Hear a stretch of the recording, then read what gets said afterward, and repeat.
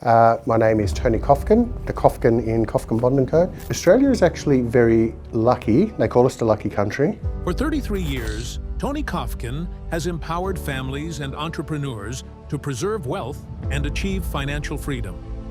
The more wealth that in the country, the more money there is to invest, the more taxes that are raised, the more taxes go back into the community. Both sides on the reciprocal tariffs will move their tariffs down 115%. Donald Trump has referred to as a total reset in relations. Laura Bicker has been to On the 6th of April, the markets dropped dramatically because of talk of the tariffs, where 1 minute we're going to have a 25% tariff on China, next minute's 145%. My job is to help you achieve your goals in the most conservative way possible and to protect that wealth for yourself and future generations. I've seen business evolution over that period of time as well, and I've seen how businesses have certainly changed. As the visionary behind Kofkin Bond Co, he turns goals into enduring legacies through strategic, structured planning. When Russia invaded Ukraine, there was no more coal being dug out of the ground, there was no more uranium, there was no more wheat, barley. If you have a mindset of saying, how am I going to help these people benefit from whatever that may be, that's going to be that evolution. The stronger the economy, the more taxes that are raised. If we can make life simpler and easier for them, it gives them the opportunity, rather than us taking pieces of everything and putting it all together through technology, how can they respect what they've never had to work for? Where big dreams meet bold action.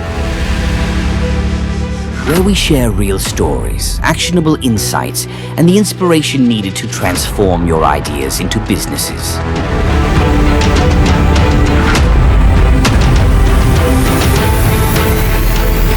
Are you ready to turn your ideas into success and be an inspiration to others?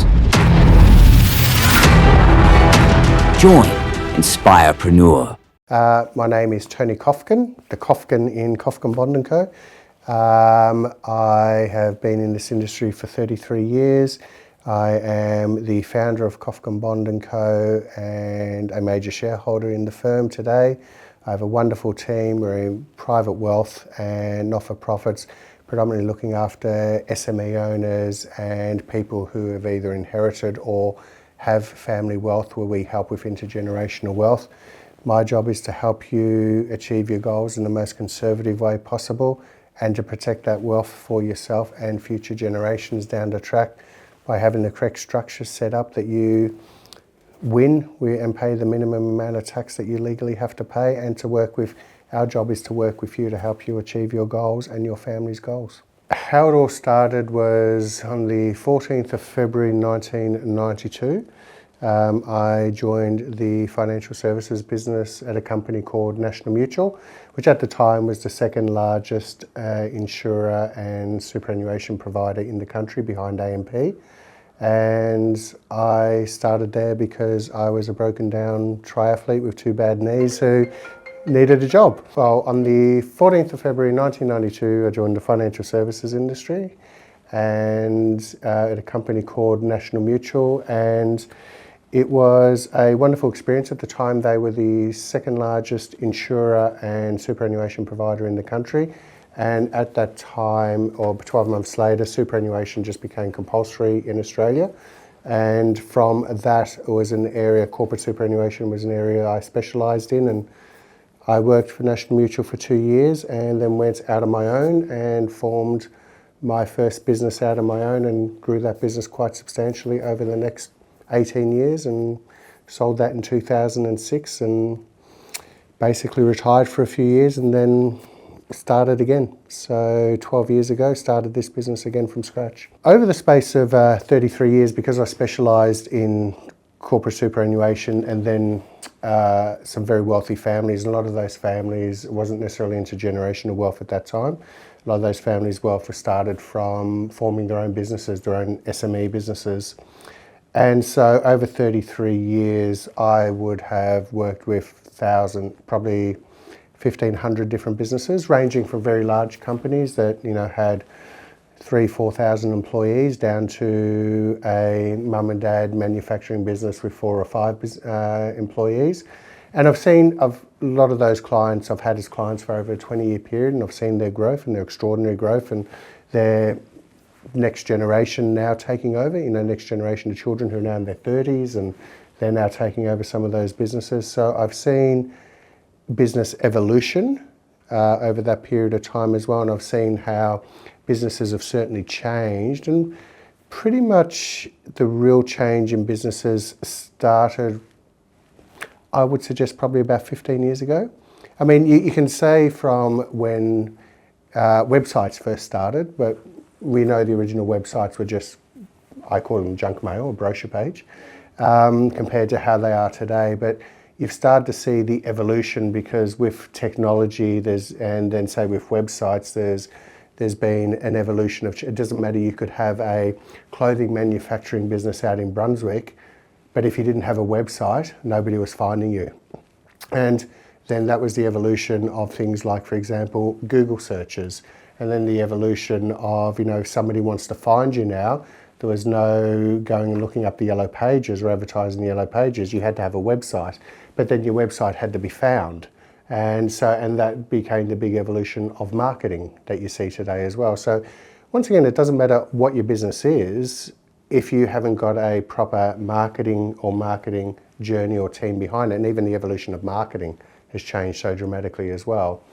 So I've seen a real change in evolution in the business over 33 years of being very personal, hands-on, where you might have started at a large Big Four accounting firm 30 years ago, and they would have still had a typing pool. As an example, I mean, I finished school, it's my 40-year school reunion next year, so it's since I finished year 12. When I first started in this business, there's no such thing as computers, and you see 3 computers and everyone's desks out the back there. There was none of that at that stage. So the evolution even in financial services has been extraordinary over that period of time as well. So technology has been the big change in evolution, no matter what your business is. That's actually a wonderful question, and a lot of our younger generation coming through are building businesses based on technology.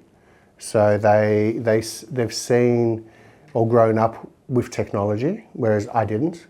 So for me, I still had the dial phones at home, so it was, so the idea of carrying a computer in your pocket is just, or even technology like these cameras, you just didn't have that back then. I think moving forward, if you take Australia, and it's the question we asked and where we go to in Australia, Australia is actually very lucky. They call us the lucky country, but for a population of 26 odd million people, we have been built on the back of migration. That's an absolute, my parents were migrants. I was born here in 1969. My parents migrated here in 1966. They were part of the big migration boom from the 50s through to sort of the 70s, 80s. And if you have a look at Australia being the lucky country, we are, for a population of 26 million people, which is realistically concentrated between 3 major cities and a couple of others, the reason why we are so wealthy is because we've got 2 neighbours that are very close that need the stuff we dig out of the ground and the stuff we grow on top of the ground. And as a result of that, because of our neighbours that have very, very large populations, whether it be China, whether it be other parts of Asia, or whether it be India as an example, from that perspective, they are wealthy countries in their own right who look at Australia as opportunity. So when you consider that we've got a neighbour who has 1.6 billion people that needs our resources.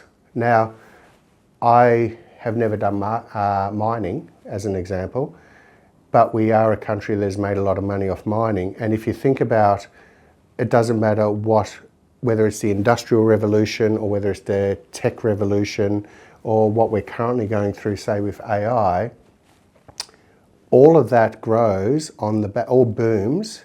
There's sectors that will benefit from that.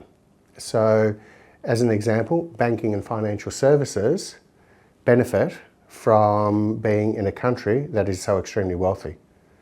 the more wealth that in the country, the more money there is to invest, the more taxes that are raised, the more taxes go back into the community. I'm not suggesting I'm a fan of tax, but it's, or things can be done more efficiently so, but it's more the fact of that if you're looking at starting a business, how is that business going to majorly benefit? It doesn't matter whether you're talking about a cafe or whether you're talking about starting a technology-based business, which is going to, and if you're going to come to me and say, my services are going to help you have more clients, service those clients better, charge your clients less, and you make a higher profit per client, then I'll talk to you. It doesn't matter whether I'm in financial services or if I'm selling cars or if I'm making t-shirts. The whole idea of technology and how technology has evolved from the Industrial Revolution, say through to where we are in AI today, it doesn't matter what business you're talking about in Australia, if you have a mindset of saying, how am I going to help these people benefit from whatever that may be, that's going to be that evolution. So I don't think talking to young entrepreneurs at RMIT or at Sydney University as an example, I don't think I can sit here and say, you need to be part of this. So if you take AI as the example, there are so many great companies from a venture capital perspective that I've personally invested in and we own equity in and we're helping because we believe in their story of what they're actually doing. We believe that they can add value to that target market that they have and that they are doing something differently. I'm not going to invest in a company that's going to create the next Facebook. Meta's already been done. Instagram's, so, and don't get me wrong, I would love to have been one of the original founders of Instagram, one of those original 16 people, but I'm not. Do I share photos on Instagram? Yes. Do we use social media from a company perspective? Yes. Was I an original investor in it? No. I mean, I only joined Facebook so I could stalk my children because I need to know what they were up to. Now my children are adults, 28 and 26, they're not on Facebook anymore. So I think it's hard for me to sit down and say, you have to be part of this, because even if you talk AI, it is so, the breadth of what you can do with it is just wild. It really is. But how am I going to use AI to automate my business, to be able to service my clients better and give them a better experience and better returns on their money, or do better research, or get back quicker to them in, to solve issues? So I can't sit here and say, you should do this. What I can say is, what can you do which is going to help me benefit my clients and grow the business, grow their wealth, and protect everything that we do. So that's the way I look at it. Well, I think there's two components to that. Do we invest in private companies? We don't do that for our clients. We'll do that personally ourselves. So we don't run a fund for clients to invest in private companies. So we're not a Blackbird VC fund or an Airtree or something like that. We actually have our own funds. We call it the Admiral Fund. It's basically the partners and shareholders in here. So we will look at that, and if we like a company that we think can be disruptive, we will take an equity stake in that company. So there's one at the moment as an example. So it's called Telemidi. We are shareholders in that company. There's five of us that are substantial shareholders in that company. And we met the gentleman who started Telemidi through another venture that we were shareholders in. Now, Telemidi, as an example, has got latency from technology down to virtually nothing. So if you consider, and so the person who has started and founded Telemidi and has got the patents and built, Dr. Matt Bray, Matt was a drummer in a band. Now, one of the very famous bands, he's done like 8,000 gigs all around the world, so he's very, very famous band on a global scale. But from Matt's perspective, it was how can he have a DJ in Barcelona and a DJ in Melbourne do a gig at the same time with zero latency? Or my youngest son who likes, for example, gaming, how can he be gaming with 40 people all around the world with zero latency? Or has our technology got latency so low that, we all had, there's a device that's in every Apple phone as an example, and if it can halve the latency on that, is that an opportunity? So it's not just about musicians collaborating globally, it's also, so from our perspective, we saw that as a global opportunity. That's why we invested in it. But it's not just, here's our money, it's here's our money, here's our expertise, here's our global contacts, how can we take this to the world? Another company called Musical. Musical, we're helping, rather than being competitors, we're helping, I love music, I just have no talent. So it's, but the, we're helping musicians, their managers, the promoters, actually do what they should be doing, and actually being able to get them out there more into the world and doing what they're meant to be doing, playing gigs, writing music, playing. Now, we're not talking about making life for Taylor Swift or U2 or the Rolling Stones. They're a genre all to themselves. But you've got that cohort in the middle who are really good musicians, great bands. Who are their super fans? Who are the people that support them? Why is it they have 200,000 followers on Instagram but put a post up and only get 22 likes? If they're going to go and do a performance in the Forum here in Melbourne as an example, on Russell Street in Melbourne, but 70% of their Victorian-based fans are in Bendigo. But they don't know that. Now, as an example, so these are the things where if we can make life simpler and easier for them, it gives them the opportunity, rather than us taking pieces of everything and putting it all together through technology, and makes life easier for them. Their fans get to see them more frequently and more often. Me, I love music. I get to go to more concerts. So it's make sure I get tickets for those concerts. But it's, once again, it was an opportunity, a problem that we saw. How do we help solve that problem to be able to bring something that brings so many people's joy, called music, to the world? So these are the things that that we look at when it comes. So it's technology based. Is it solving a problem? Are we passionate about it? And do we back the founders? They're our 4 criteria of it. So, and can we bring this to the world? If it's just going to be local, that's not going to help us part with our money. From a client's perspective, when it comes to investing, we run investment funds for them. So they make their money, we invest it in a tax-effective way to make sure that they earn really good money and don't pay tax, or only pay as much tax as legally they have to. So from a private wealth perspective, that's our job. I also run our not-for-profit department as well, where we manage endowment funds for not-for-profits, and they have a real ESG focus, the environment, social, corporate governance, etc. So their focus is really ESG. So it's about what social impact is my money making for the world, because the not-for-profits, they do make profits, they do have very large investment funds. Our job is to actually manage their investment funds in line with their mandates that they have as part of the work that they do. So as an example, if I am working with a veterans charity, a veterans charity is usually not going to want to have exposure to companies that make weapons of mass destruction. For the simple reason, they might be looking after widows from war. So the idea of investing in Lockheed Martin, I'm not suggesting Lockheed Martin's a good or bad investment as a share, but the idea of investing into that, which creates more people who need their services, widows of war, that's how, say, Legacy as an example started, that doesn't make much sense. Or another veterans charity, say Carry On, wonderful 93-year-old charity. They supply 40,000 nights accommodation to homeless veterans. So when you can, predominantly Victorian based, but when you consider the work they do, is why do we need 40,000 nights accommodation for homeless veterans?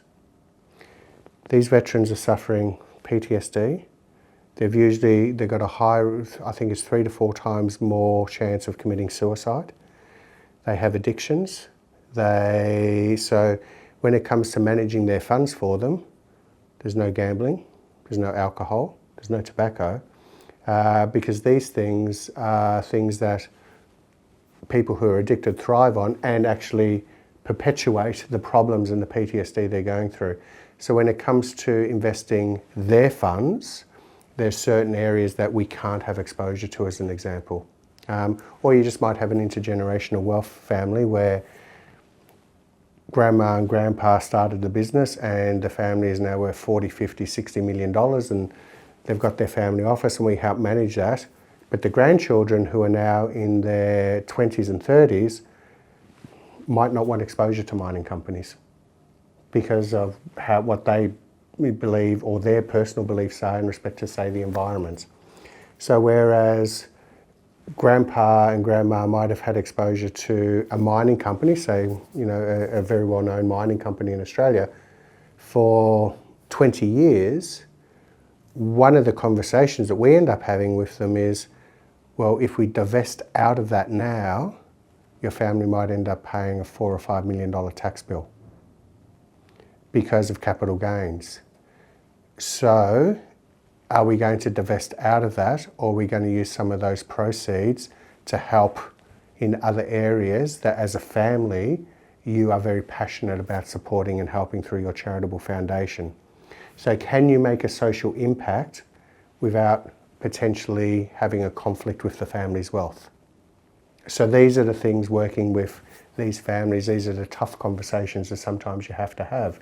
You know, I'm not saying grandma and grandpa haven't thought about these things, but do you really want to pay an unnecessary tax bill? But if they want to do good with the funds, we can do good by doing other things like investing those funds through a charitable foundation for them to be able to support Indigenous communities with education and health, as an example. So these are the things that we work off. So there's, yes, the private investments, but also looking after the private wealth for families and also looking after charities and endowment funds at the same time. It's hard for somebody who actually hasn't done all the work, hard work, the blood, sweat and tears, to think about, you know, worked the 23 hours a day. I actually don't know if Jeff Bezos has children or not. I think he does. But let's take Jeff Bezos as an example. One of the wealthiest, we know Elon Musk has lots of children. Okay, so, but let's take Jeff Bezos. The man worked 23 hours a day, 7 days a week for such a long period of his life to make the wealth and the fortune that he actually has. And as a result of that, he has actually now gone and divested part of that wealth, as an example. His children are some of the wealthiest in the world, if he has children. So I don't know on that one. But the thing is, though, is as much as that is the case, his children have never had to work for that. And if you've never had to work for it, how can you respect it? If you've never had the blood, sweat and tears to actually go that, how can you respect that? And this goes back to the adage of how many people win First Division Tax Lotto. Powerball tonight here in Australia is $100 million. Probably one of the first times I bought a ticket because I thought, might as well. But do you respect that $100 million when you win it as much as what you do if you've had to work for it? Because personally, I believe the new car, the new house, the new toys, that wears off if you've never had to work for it. And how many new cities can you just go into in a year without all of a sudden the next city just looks like the next city? So whereas grandparents, parents have had to work hard, the next generation, if they just get given, how can they respect what they've never had to work for? So it's easy to say, from my perspective, it's easy to say, I don't want money, but they're not in that situation. It's not as if they don't have it. They have it. It's what they want to do with that money, where I think that next my children's generation have, say, a different perspective than what my parents' generation might have had in respect to the money. Now, I've never spoilt my children. They work for what they have. But at the same time, anything that they have, they've bought themselves. They're proud of actually doing that and they're proud of what they've achieved. One day they might receive quite a decent inheritance. The most proud thing I have is they're part of my charitable giving program. So that's where they are helping children who haven't had the same opportunity that I've had or my children have had, because both my parents were orphans. My father grew up in a Jewish orphanage in London. My mother's mother in Ireland died giving birth to her. She was raised by nuns, which was not a nice thing. So from that perspective, they came here as migrants with nothing. They were given the opportunity, they worked hard, they provided my sister and myself an education which broke that cycle of poverty. And as a result, my sister's children, who are currently studying in London, my sister lives in North Carolina, I'm here, my children live here in Melbourne as well, they've been given opportunities that they would never have had if that cycle wasn't broken. But they're hard workers, all four of them. And so when you are born into a family that the family's already worth $1 billion, it's hard to get excited about money because you've never had to work for it. So I think it comes down to the education of the children and how that is done. So what we do with families is we will work with those children, those adult children, so that they learn to understand and respect the money and then how to manage it, and more to the point, what good can you do with it for the next generation? Or, you know, our own charitable giving does help. Well, we have a broad range, but predominantly through our not-for-profit, we help migrant women escaping domestic violence. And we help education for Indigenous communities as well. So they're our real areas. We actually have our investment committee once a month, and then we follow up with a video, which we actually did yesterday. But it was actually interesting because one of my colleagues, the gent who left with the bike, he made a comment, we're always one geopolitical disaster away from a market crash, which creates an opportunity to buy good companies cheaper. Yes. So it's that Boxing Day sale event, you know, so it's, and you can go, Jamie. It's actually a magnificent question regarding our views on the tariffs. So a lot of our investments, nearly half of our investments are international. And as a result of that, a lot of them are based in the US. The US does take up from a equities perspective, does take up such a large position in our investment portfolios for our clients. In saying that, so a lot of the question is how have the tariffs, you know, for example, on the 6th of April, the markets dropped dramatically because of talk of the tariffs, where 1 minute we're going to have a 25% tariff on China, next minute it's 145%, and you know, so, and of course the press will, one side will be saying this is required, one side will be saying this is horrendous and it's going to ruin the economy in the world. The stock market did drop, it dropped quite a lot on a daily basis.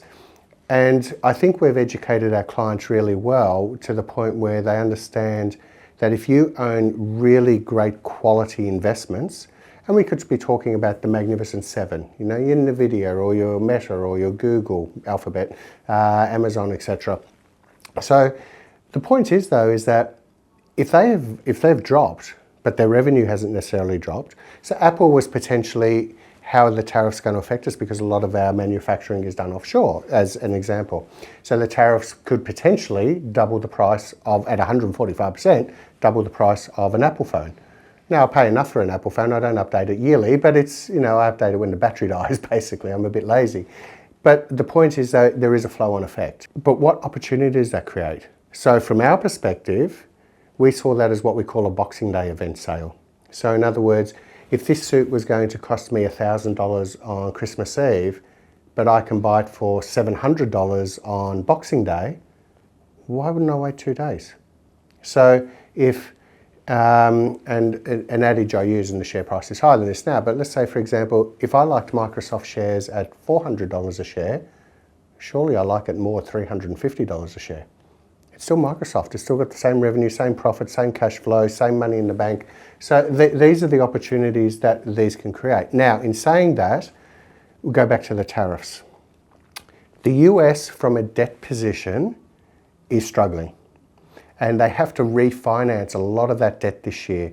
Now, when they originally took out that debt with long-term government bonds, the cost of debt, or the cost of that paper to print and to put out there, was a lot less than what it is now to refinance it. So when you all of a sudden, in refinancing their current debt position, you are now a couple $1 trillion worse off, where does that money come from? It can only come from a couple of places. Higher taxes. Now, I know that I pay enough tax as it is, Legally, I will pay as little tax as I'm allowed to, legally. As far as I'm concerned, tax is black and white. What can I do to minimise it? And that's what they will get on that basis. Now, when you consider that, if I'm living in the US and I earn good money, but all of a sudden I'm going to earn $50,000 less because they have to raise personal tax rates to be able to cover repayment of this debt, or it's just, you can't go and, my adage of this is, you don't go and get another credit card to pay off that credit card debt. Eventually you have to start paying it down. You can't just be debt on top of debt the whole way. And that's what the US economy was doing. Now, it's still the largest and most powerful economy in the world, but you can't just keep increasing debt upon debt upon debt. Now, I'm not blaming Trump for that, and I'm not blaming Biden for that, and I'm not blaming Obama for that, and who was before him, Bush for that, or Clinton for that, and then Bush again. So it's a fact of that, President Clinton did try to put in fiscal policies in place. Reagan put some good fiscal policies in place. Hurt some people, benefited other people. Clinton's hurt some people, benefited other people. In this country, Paul Keating, my father used to say he was the greatest Liberal Prime Minister Labor ever had, because he actually looked at it from a fiscal economic perspective, that as a country, to be able to help support the social security system, being the age pension, unemployment benefits, hospital system, everything that we take for granted here, you have to have a strong economy. And to have a strong economy, the stronger the economy, the more taxes that are raised. You go, Costello, some 10 years later as our treasurer, he increased the highest marginal tax bracket substantially. We used to have, when I first started work, you started paying 48.5% tax at $52,000. The tax-free threshold was $6,000. Now it comes in at $250,000, and the tax-free threshold is $18,200. Low income rebate goes up to $22,000. So if I'm going back to the tariffs, President Trump or President Biden or President Clinton, or if it was going to be President Harris, it didn't matter who it was going to be. The US were in a fiscal really bad position.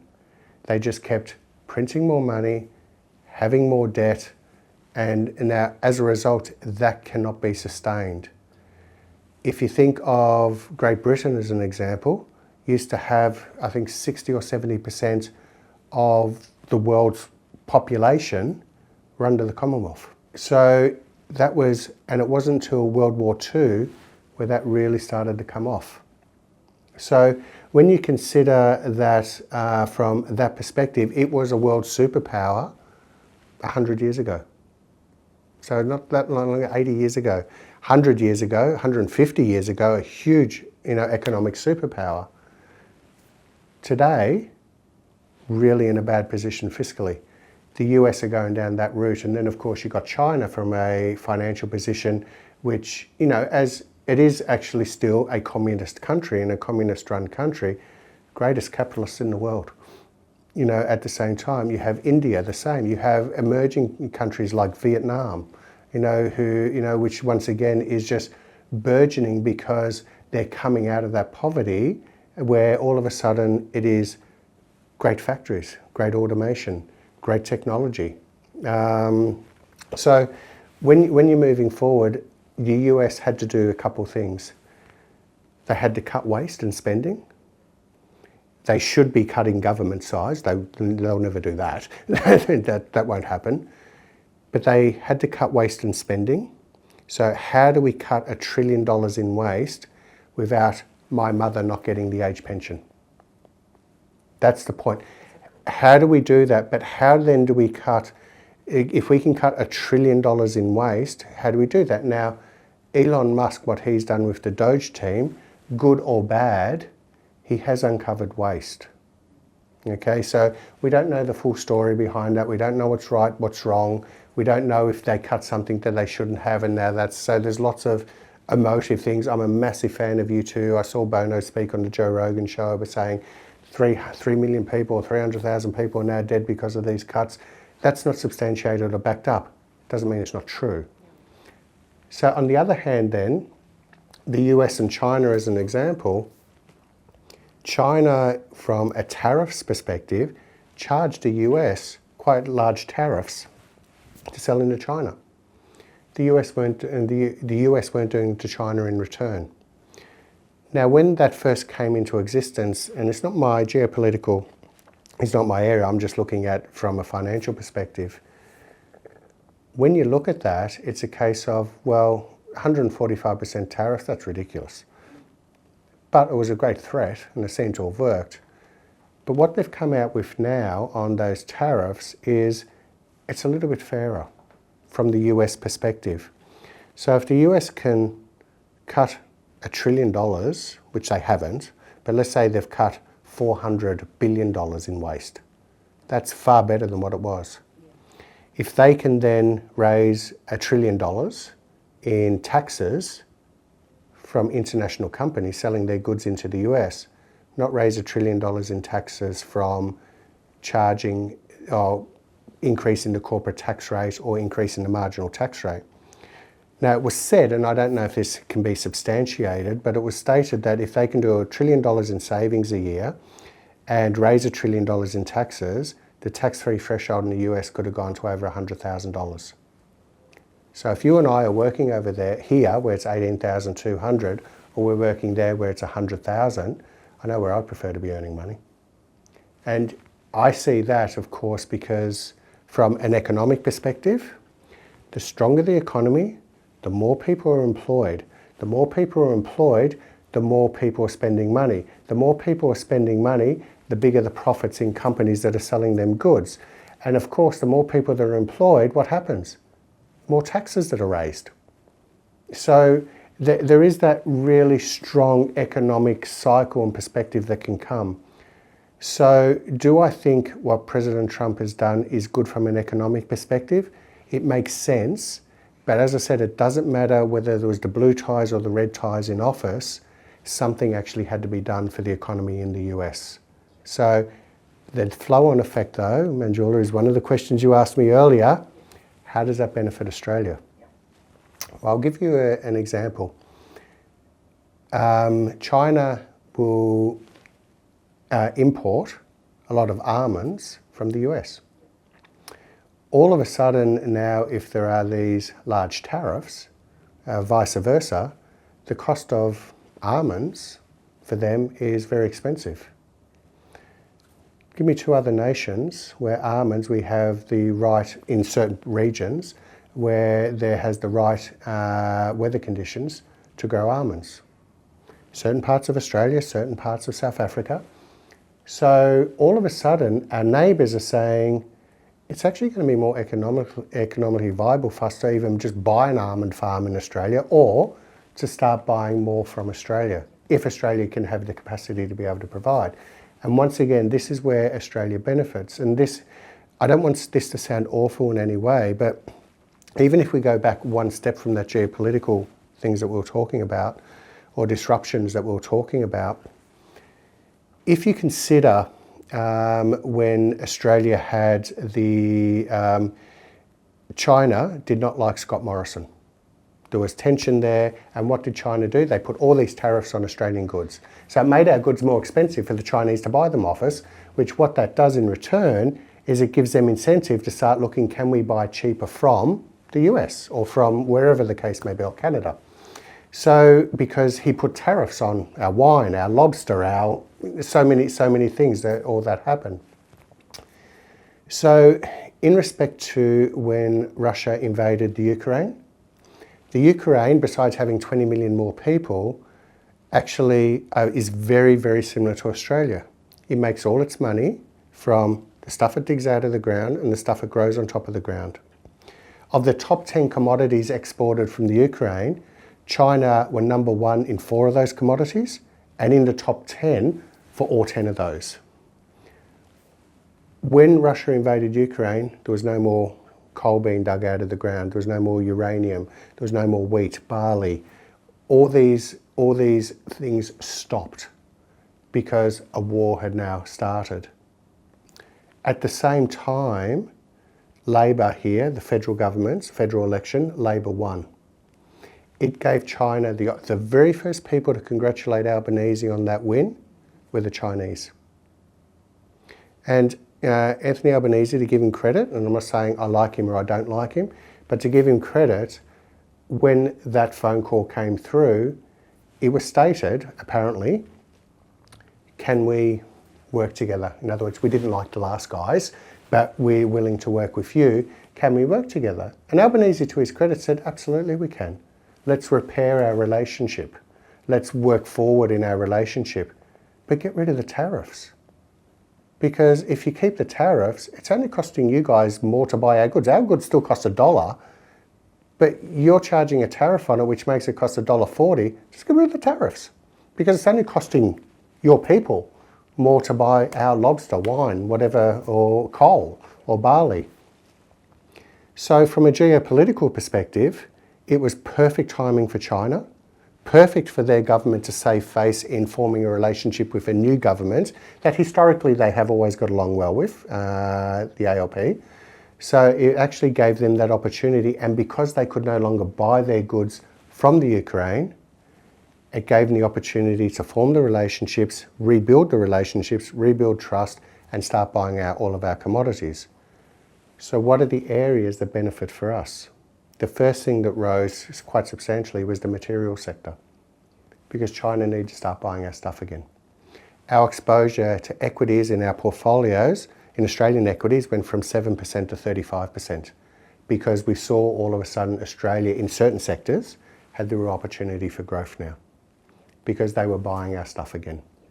So these are where we talk about the tariffs, or we talk why are the tariffs. And you know, if I am a Democrat, I hate Trump, I'm not going to support them. Or if I'm a Republican, well done Trumpy, you know, you're saving the country. The point is that the US fiscally was just in a real basket case. So they had to do something.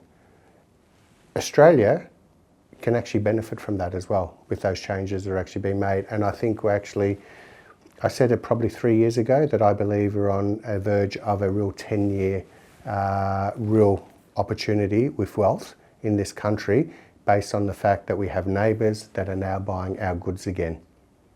And I think that's a real opportunity. I will have to legally put a disclaimer out that this is not telling you to go and buy an individual stock or an individual sector, but if we look at historically what has happened is, if we take the Australian market, we are very concentrated. So it's called the ASX 200, the top 200 companies in Australia. Realistically, 50% of that is the top 20 companies, you know, ranging from, say, the big four banks plus Macquarie, which is a diversified financial services or a merchant bank. It's not your traditional Commonwealth Bank of Australia, as an example. So what are the sectors that are going to really...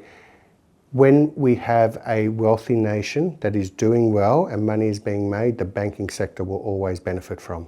Now, but if you also think of Australia where we are right now, people say, oh, inflation is under control. Inflation is still 20% higher than what it was 4 years ago. It's just that it's only 2% now, 2.5% from where it was last year, which is still 18% higher than where it was 4 years ago. So the cost of avocados is still more expensive. The cost of a car is still more expensive.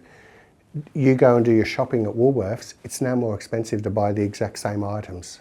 The cost, people's salaries have also gone up during that period of time, and of course, interest rates on mortgages have gone through the roof. So from an Australian perspective, what are the areas? Now, we haven't had large defaults on mortgages, so we've been lucky from that perspective. And we do have a banking sector that is one of the greatest regulated banking sectors in the world. Commonwealth Bank shares, from a valuation perspective, are very high, is right now. But it doesn't mean that people still aren't buying it. The material sector, it boomed for a period there. It's come off quite dramatically. Coming off doesn't mean you should be in fear. It can mean there's an opportunity. So when there's fear in the market, people flood to big and safe. When the market is going really well, people start looking at the mid-cap sector. So having exposure to companies outside the top 20, still in the top 100 here in Australia, they're the areas that, because if you think of Commonwealth Bank that has a price to earnings ratio of about 32 at the moment, which is very expensive. Historically, usually sits about 14. So you would suggest that's double the price where it should be. Now, I'm not suggesting Commonwealth Bank will crash in respect to their shares by any means. I think their CEO is magnificent, Matt Coman.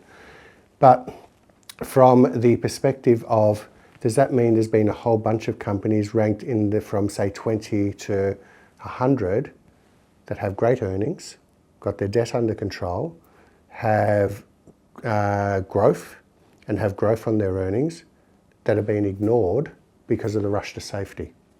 So what I am suggesting is there's probably, and it's the same internationally as well, whereas we made a lot of money off the Magnificent Seven, our exposure to the Magnificent Seven is a lot less now, and we're more looking at companies that aren't necessarily the Magnificent Seven, and we're not just looking concentrated into the US.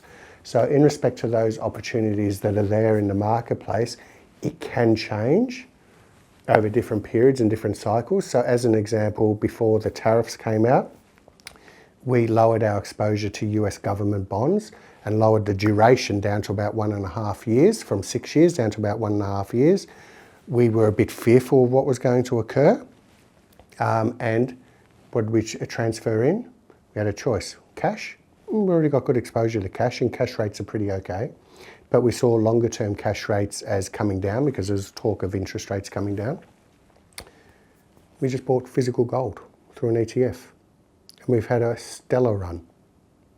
But it's a defensive side of the portfolio.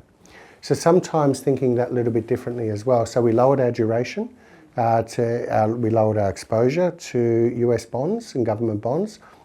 We have zero private credit in respect to small company private credit within the portfolio, because most of those linked to commercial property, which we're not fans of right now. But then we went and put some commercial gold in, and that has done really well as a result. So when you talk about the sectors, it can differ. I just think, look at companies that are great companies that have just been ignored because of the rush to safety. Blockchain technology, I think, is, if it's moved using forward, because it's basically rules-based technology, but it's also, if you think of all of the, say in our industry is continually people trying to scam our clients and things like that as well.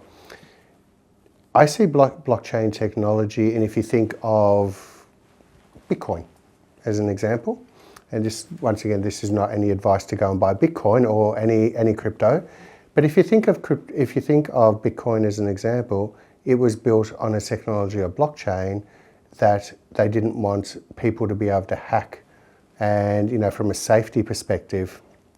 So I think blockchain technology I see as a future must for most businesses going forward.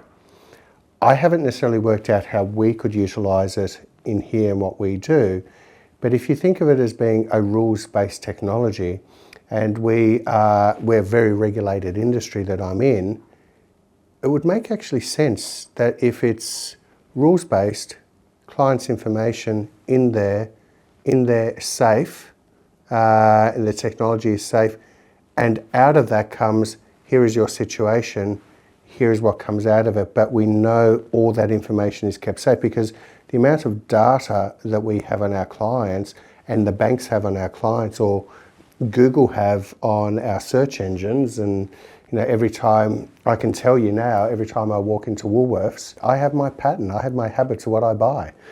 So I know what I buy for the week. And Woolworths also know exactly what I buy for the week. So I see blockchain technology as, if implemented and utilised and worked on properly, can be an absolute game changer. You put AI into that as well. It's probably, now I'm getting to the stage of my life where I need young people who work with me who are younger than my children, who are the ones who are saying, how does this work?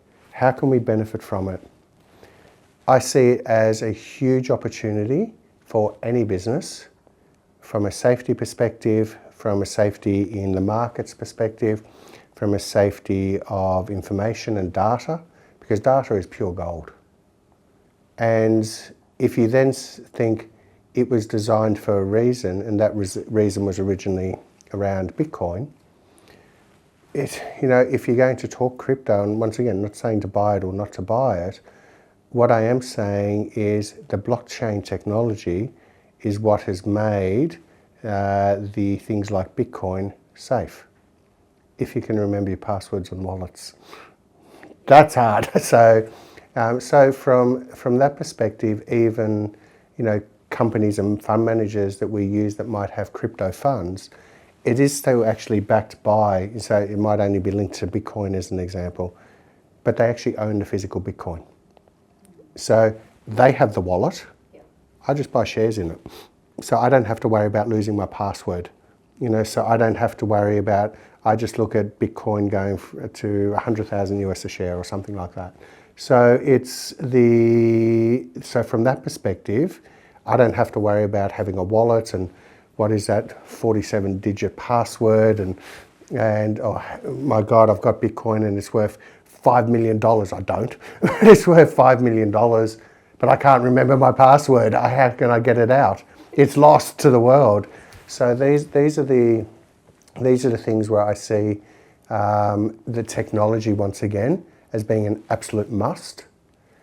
How do we use it and utilize it, which is not us coming out with the Kofkin coin or the Trump coin or something like that. So how do we actually utilize that technology to make our clients safer, to help them earn more money, to help us service them more efficiently, and without compromising our values of what we are as a firm and the benefits that we provide our clients.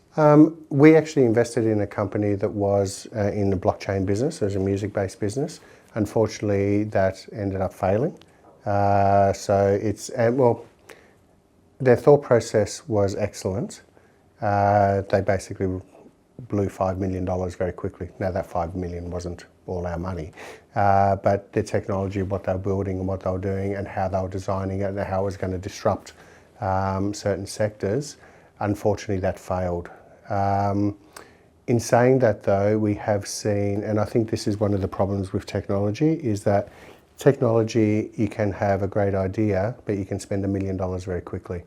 And the one thing I've learned about technology, and trust me, I'm not great with technology, but I have great people that I trust and work with who are very good at technology.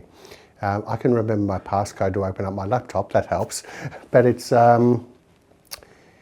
those clients, what you find is, and if we go back to telling media as an example, every time you say, oh, but can it do this? That coding has to go back to the start again. Because that, for that, for that, for that, for that, for that, for that. So there's no technology-based business who's building technology for you who will ever say no to what you can build. But your $1 million budget can get blown out very, very quickly. And you end up with nothing.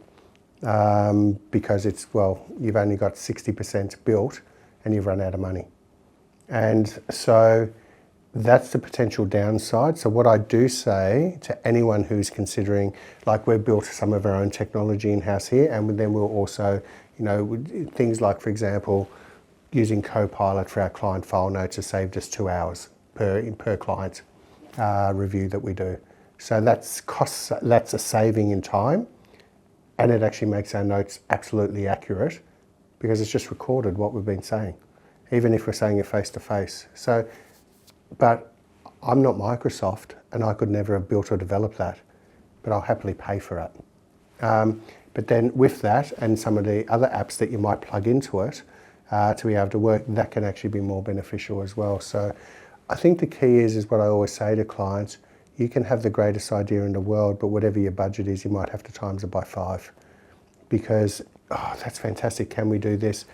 And budgets just get blown out it's not like building a house on a fixed cost. I think one of the problems with a lot of startups, and we have to also remember that Microsoft was once a startup, so was Apple, so was Amazon. So they were all startups. They're just a little bit bigger today. Every successful company was once just a foolish vision in some person's head. That foolish vision in Jeff Bezos's head has made a lot of multi-billionaires all around the world. That foolish vision in Mark Zuckerberg's head to be able to rate university girls on how hot they were has made a lot of billionaires all around the world in a company we now call Meta, obviously Facebook. The silly idea of creating a search engine so that we don't have to look up the yellow pages anymore was just a stupid vision in somebody's head one day, once upon a time. But have a look at what's been developed and what's been done. I think the key is, though, with a lot of startups is they will look at creating something without necessarily testing the market. So as an example, and I always use this as an example, Apple did not come out with the iPod, the music streaming. Yep. There was a company out of Singapore, and I always say to people, can you tell me their name? No one knows their name. Because it was a technology-based company and it was all technology and this helps you do this, and people just weren't interested. What did Apple do? They didn't say, we've just come up with a better version of it, buy ours. They had a tagline. Do you know what the tagline was for the iPod? 1,000 songs in your pocket. Now for somebody who loves music and who used to be a good runner, who would run with my little headphones in, I've got 1,000 songs in my pocket that I can download. And then where do you download it from? Well, you have to buy those songs. So it's originally you could copy all your CDs onto them and things like that. If you started to buy the music, you're still supporting the artists. So they came up with an idea, 1,000 songs in your pocket. What a great idea. I mentioned earlier that, I used to, if I wanted to ring a friend, my sister, Michelle, get off the phone. I need to use the phone. And you have the dial phone and, so it's, and nowadays we've got computers in our pocket which are more powerful than what sent man to the moon in July 1969. So this is the technology, but I think the key to it is that where a lot of startups fail is they design something, build something, spend money to get to their MVP, the minimum viable product, but they haven't seen, is this what the market wants?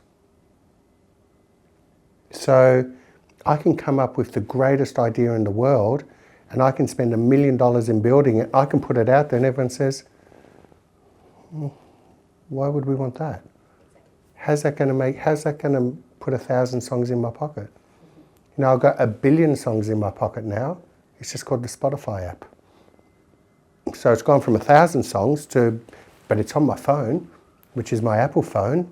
I'm not saying Apple's better than Samsung or anything like that, but the point is that I've actually got that app on my phone, and when I drive home tonight, I'll listen to a podcast. And actually I fib. I usually ring my mum on the way home. But when I drive into work, I listen to a podcast. So so this is where, so for example, Audible. It gives you the ability to go into a sauna and read a book because it's hard to read a paperback in a sauna. Me, I love reading books where I flip the page. I don't like listening to a book, but I love listening to a podcast. So because a podcast is a conversation, whereas a book that I've just finished reading, loved, Surrender by Bono. And I watched the documentary, I think it was on Apple TV. Yeah, it was definitely on Apple TV.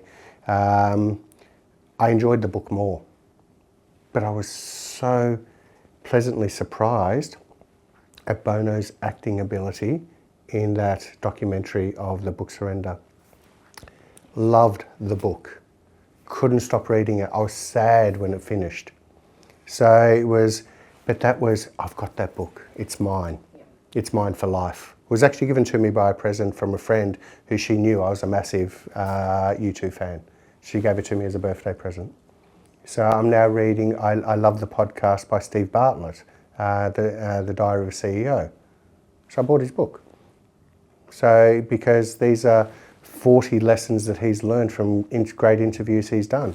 I love his podcast. I subscribe to his podcast. I listen to his podcast. He's a very successful young man, and I really enjoy his interviewing skills. The book is magnificent.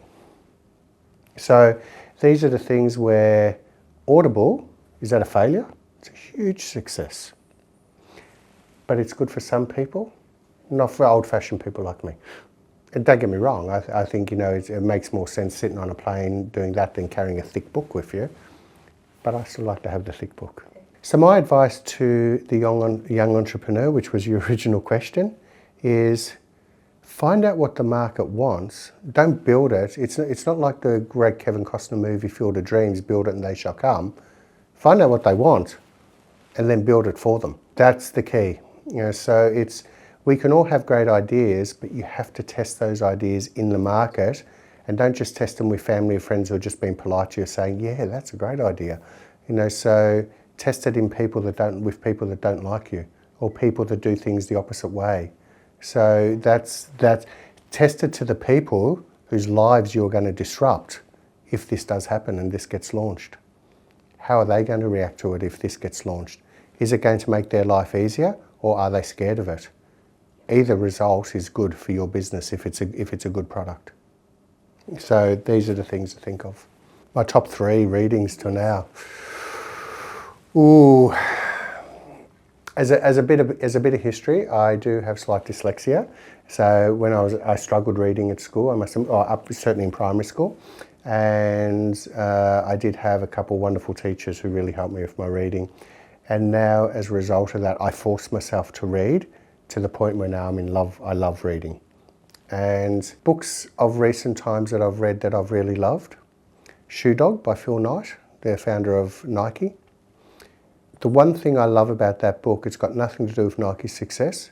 It's a whole book on Nike's failures before they became successful. Every single month he was on the verge of bankruptcy for the first 20 years of that company. Every single month he was buying stuff on one credit card and paying that off with another loan from another credit card.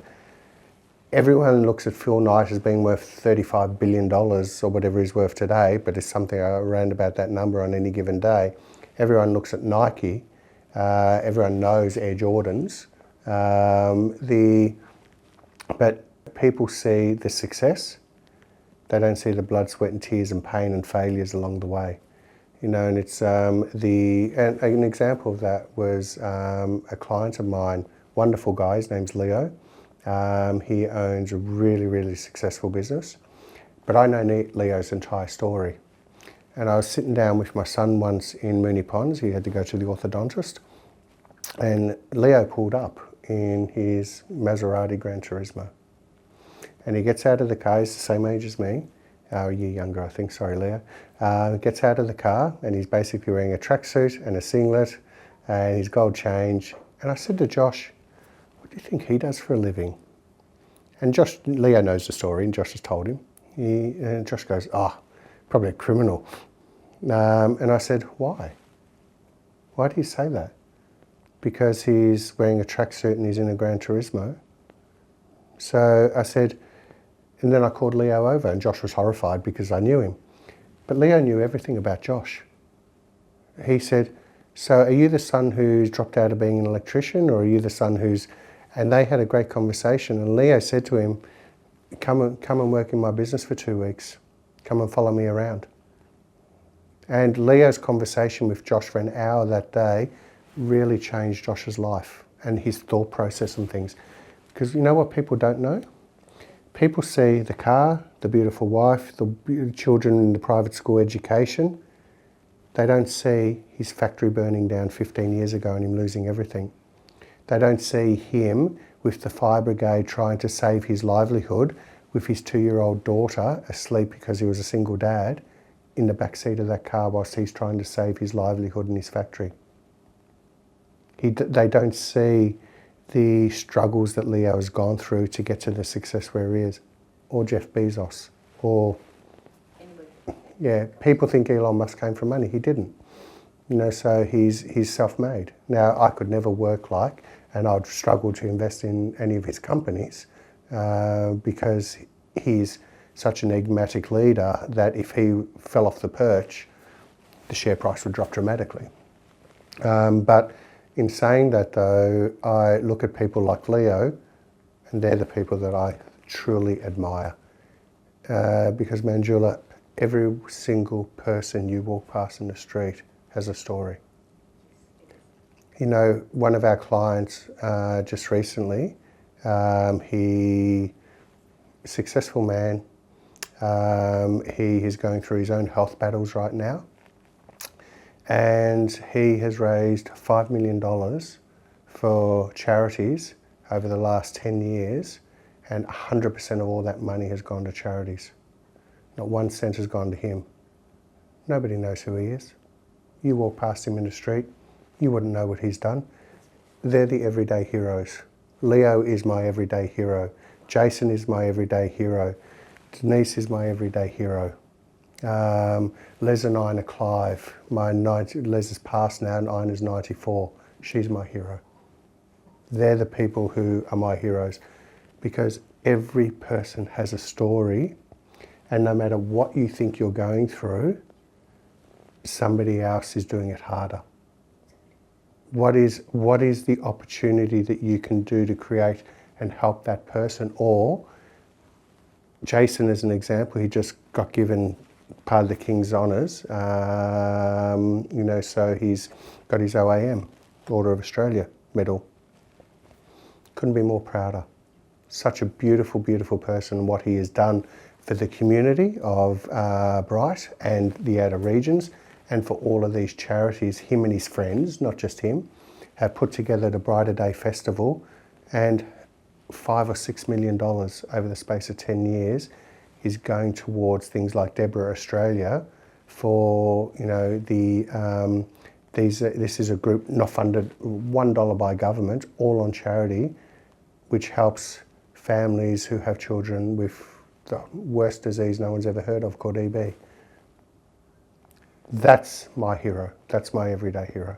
I have just read Surrender by Bona, which I mentioned, which I love. I'm a massive fan of U2, but the way they've wrote the book is 40 songs, and the stories behind the songs and the stories of his life. And it is so beautifully written. I just absolutely love that book. And that's, I suppose sometimes you like the books that you've just recently read in some ways.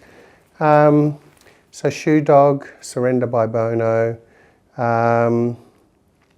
Another book that's I've really enjoyed. James Clear, Atomic Habits. I thought that was very well written and made a lot of sense to me, because I'm a person who likes consistency in my life. You know, the alarm goes off at 5 a.m. and no matter what time I've gone to bed, I will be up at 5 a.m.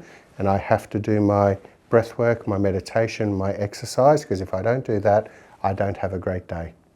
So if I don't go to bed at 9 p.m. and I'm tired when the alarm goes off at 5, bad luck, I still have to get up. So I think James Clear's Atomic Habits is a very well written book, very easy to understand and makes perfect sense. And I think having, whether it be in business, relationships, having consistency in your life, in what you do on a day-to-day basis, is actually what drives the real great success in life. So that's, I'll say James Clear, Atomic Habits was another really good book. So I've been going to, we're talking about the hospitality industry, I've been going to University Cafe in Lygon Street since I was 15, you know, and I'm about to turn 56. Same with the Veggie Bar in Brunswick. But it's been very consistent and I like going there. Giancarlo, who founded University Cafe, passed away last year. His son, who's the same age as me, Paul, his son-in-law and his daughter Lara run it, and their children, so Giancarlo's grandchildren, adult grandchildren, work there and run it now. Gabby pretty much runs the show there herself. Gives her parents a bit of a break at times, especially in the evening. To me, what I saw happen to the likes of them and other businesses during COVID was really shocking. So if you take just the 4 blocks around Lygon Street, in a space of 6 weeks, 35 businesses closed their doors for good. And that is a shame, because not all those businesses were new. Some of those businesses have been there for 20 or 30 years. And I think what's happened, Melbourne is an amazing place when it comes to hospitality. Magnificent pubs, magnificent food, You know, you can go to any pub in Melbourne and get the greatest parma and chips on earth. So it's, and they all claim to be the best, and I've never walked out disappointed in any of them. Looking at me, I've probably had way too many. It's a gourmet food place. It has great middle class restaurants. It has great pub meals. You go to country towns and they're just spectacular. So Victoria and Melbourne, and of course in Melbourne we are coffee snobs without any doubt. So it doesn't matter where we go in the world, we are real coffee snobs, thanks to the Italians who migrated here. So I thank them with all my heart because I love a coffee. So I think the key is though, is if you consider the last 5 years, why has it been so hard for the hospitality industry? Rents have gone up. That's number one. The cost of food has gone up. The cost of avocados has gone up. The cost of everything has gone up. Wages have gone up. And the cost of living has gone up dramatically.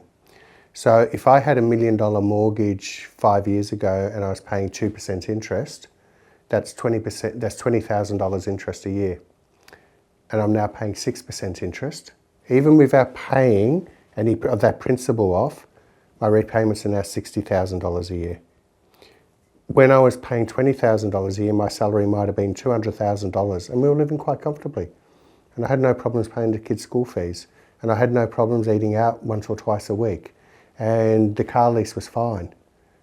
Now my repayments are $60,000. I'm struggling to pay the school fees. I haven't lost my job.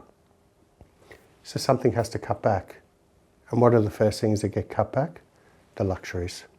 So if I would go to University Cafe, actually I won't say them, they've been very consistent, but let's say for example, I was to go to a lovely restaurant in the city where I would usually spend $70 a head there.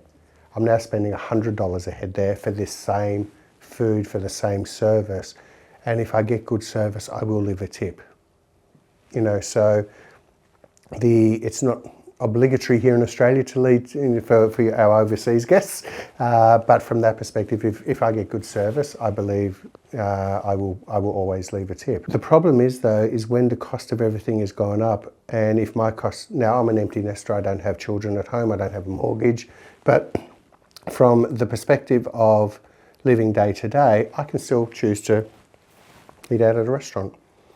But if all of a sudden things were really tight, my children were at school and I was paying private school fees and I had a mortgage, I might not buy the Essendon Football Club membership that year because that cost me $800. And that $800 has to go into school fees now. I might only go to University Cafe once a month now rather than once a week. I might not go to the movies as much.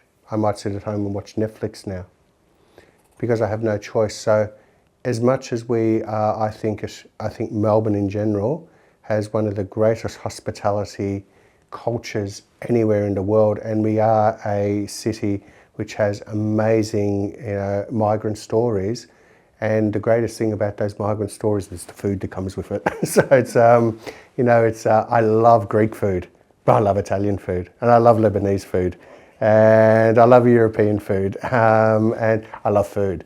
So it's, I'm not a vegetarian, but I've been going to the veggie bar since I was 15. I love the food there. You never see any meat.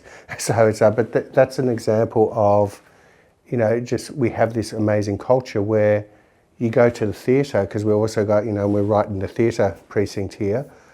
I love the theatre, but if things are tight, am I going to go out for dinner prior to the theatre? Or will I have dinner at home?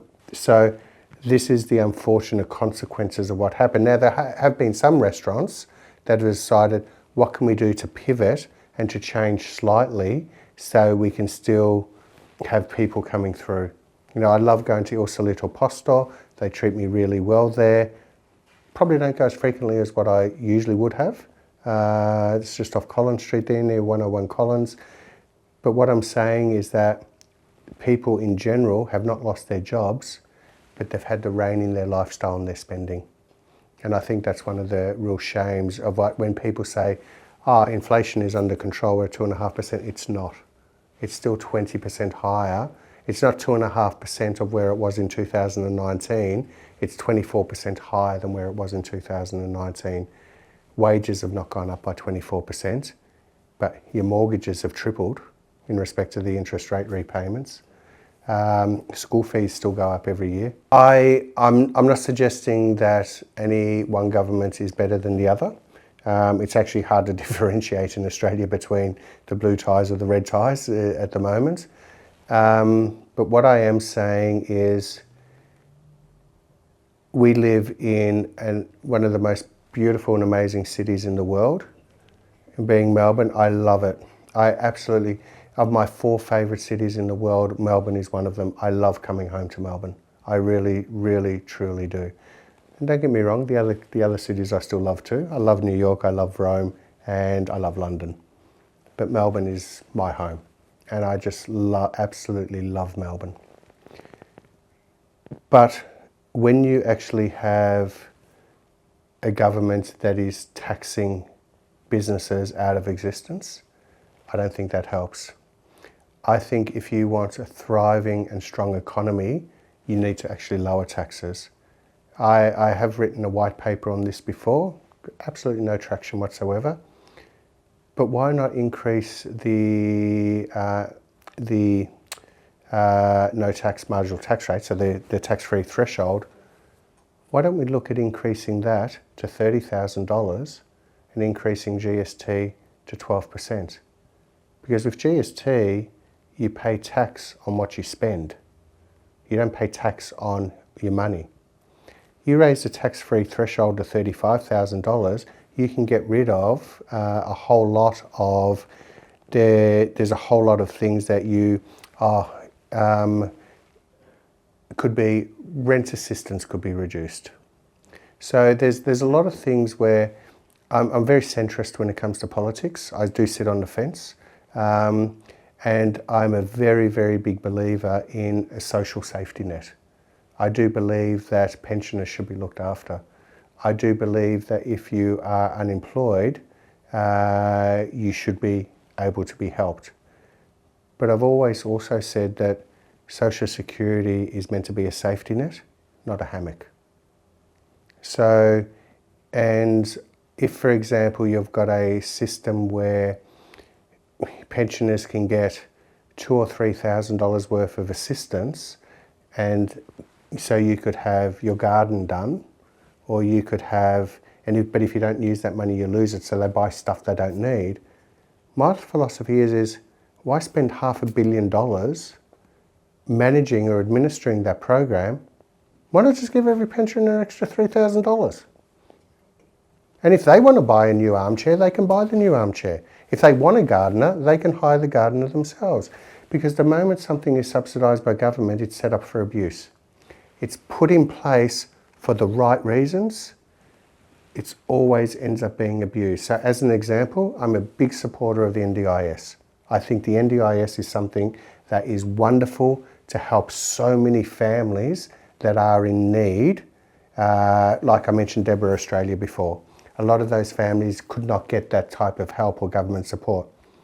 But as a result of it being funded by the government and administered by the government, how many people are abusing the system? And I'm not talking about the people who have qualified to get the help.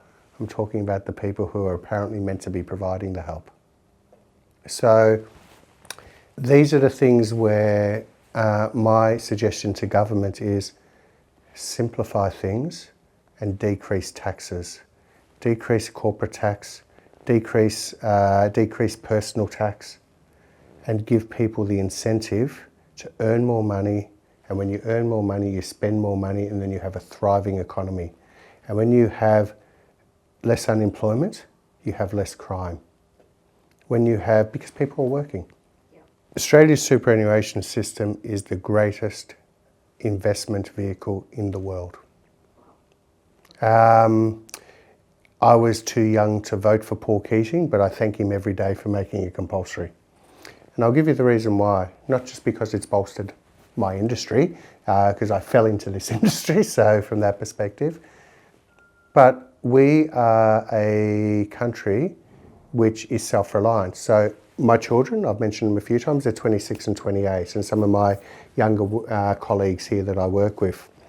I've always said, all you have to do is turn up every day, be employed, even on the minimum wage, at 12% superannuation going away for you, which is actually an employer expense nowadays, because you still get the pay rise, it doesn't come out of your pay, the employer pays that 12%, okay? So from that perspective, you never, ever, ever have to worry about having money in retirement. Now my parents, anything that they had in retirement, they had to save with after-tax dollars. The superannuation system is very tax effective.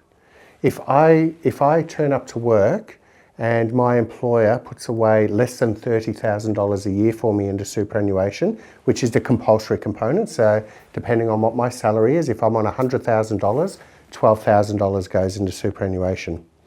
I can put in up to $18,000 to bring it to $30,000, and I can claim that $18,000 as a personal tax deduction. So I'm getting money back from the tax office to be able to contribute towards my retirement. Now, when you're 20 years old, the thought of retirement is ridiculous. It's so far into the future. I'm about to turn 56. All of a sudden, I'm 4 years away from being able to have a massive tax-free investment vehicle. Because in retirement, over the age of 60, I was 22 when I joined this industry. I'm now 56. But once you're 60, and for some people that seems like forever away, and then it creeps up on you. Once you're 60, whatever you have in super, as long as you're retired and you start drawing an income from it, 100% of the earnings are tax-free. And whatever you take out is tax-free as well. So if you think of it from this perspective, you're giving me an incentive to not have to rely on the government, and I will do everything in my power to never have to rely on the government, because the government change rules, and they are changing the rules on certain aspects of superannuation as an example. The government don't have the money. They don't control that money in super. If that 12% was going into the government tax revenue, I would be concerned by that. But my $30,000 a year that goes into superannuation, and the balance that I have in my superannuation fund at the moment, I choose where to invest that. And my clients employ me to choose where to invest that. So we can buy those mid-cap stocks. We can buy property within superannuation, not that you can live in, but for example, your business premises as an example, within superannuation. The governments are giving us an incentive to save for ourselves for retirement. A lot of SME owners, they have to pay superannuation for their staff, and they always do. The 12% is compulsory. But then they don't go and do it for themselves. Why wouldn't you do that? If you're taking a salary of $200,000 a year, why wouldn't you put $30,000 into super and get half of it back from the taxman? Makes sense. Why wouldn't I want, and I'll use round numbers. Let's say my 28-year-old who earns a really good income, and by the time he is 60 years old, he's got a balance of $2 million in his superannuation fund, let's say. Just from turning up to work every single day, he gets probably $20,000 a year going into his super every year now. He's 28 years old. He's already worked up a good balance since he started working in McDonald's at the age of 16 on a part-time basis. The point is that he's now 60 years old, he's retired, he doesn't have a mortgage, school fees are all paid for, and he just earns 10% on that $2 million. That's $200,000. He takes out $150,000 because that's all he wants to live off. How much tax does he pay on the $150,000? Nothing. He chooses where he wants to invest that money. He's a very savvy investor. He worked with me for 5 years, so it's good to know that he's taken that knowledge and done really well with it. But the fact is that he can buy shares. He can choose, or he can employ somebody like me to choose on his behalf, or he can give it to an industry super fund, which is not government owned. Or, depending on what type of investment strategy they want and how sophisticated they are, they could have a self-managed superannuation fund. So the point is that It is the greatest investment vehicle in the world. It is the most tax-effective investment vehicle that we have in this country. So as an example, if I had $1 million in a term deposit earning 5%, and that 5% is $50,000, I have to pay tax on that $50,000. So in other words, my risk profile is very low risk if I had a term deposit. Or I have that $1 million sitting in my superannuation fund in a cash account earning 5%. I earn $50,000, zero tax. I'm over age 60 and retired. Why would I pay tax on the same investment outcome?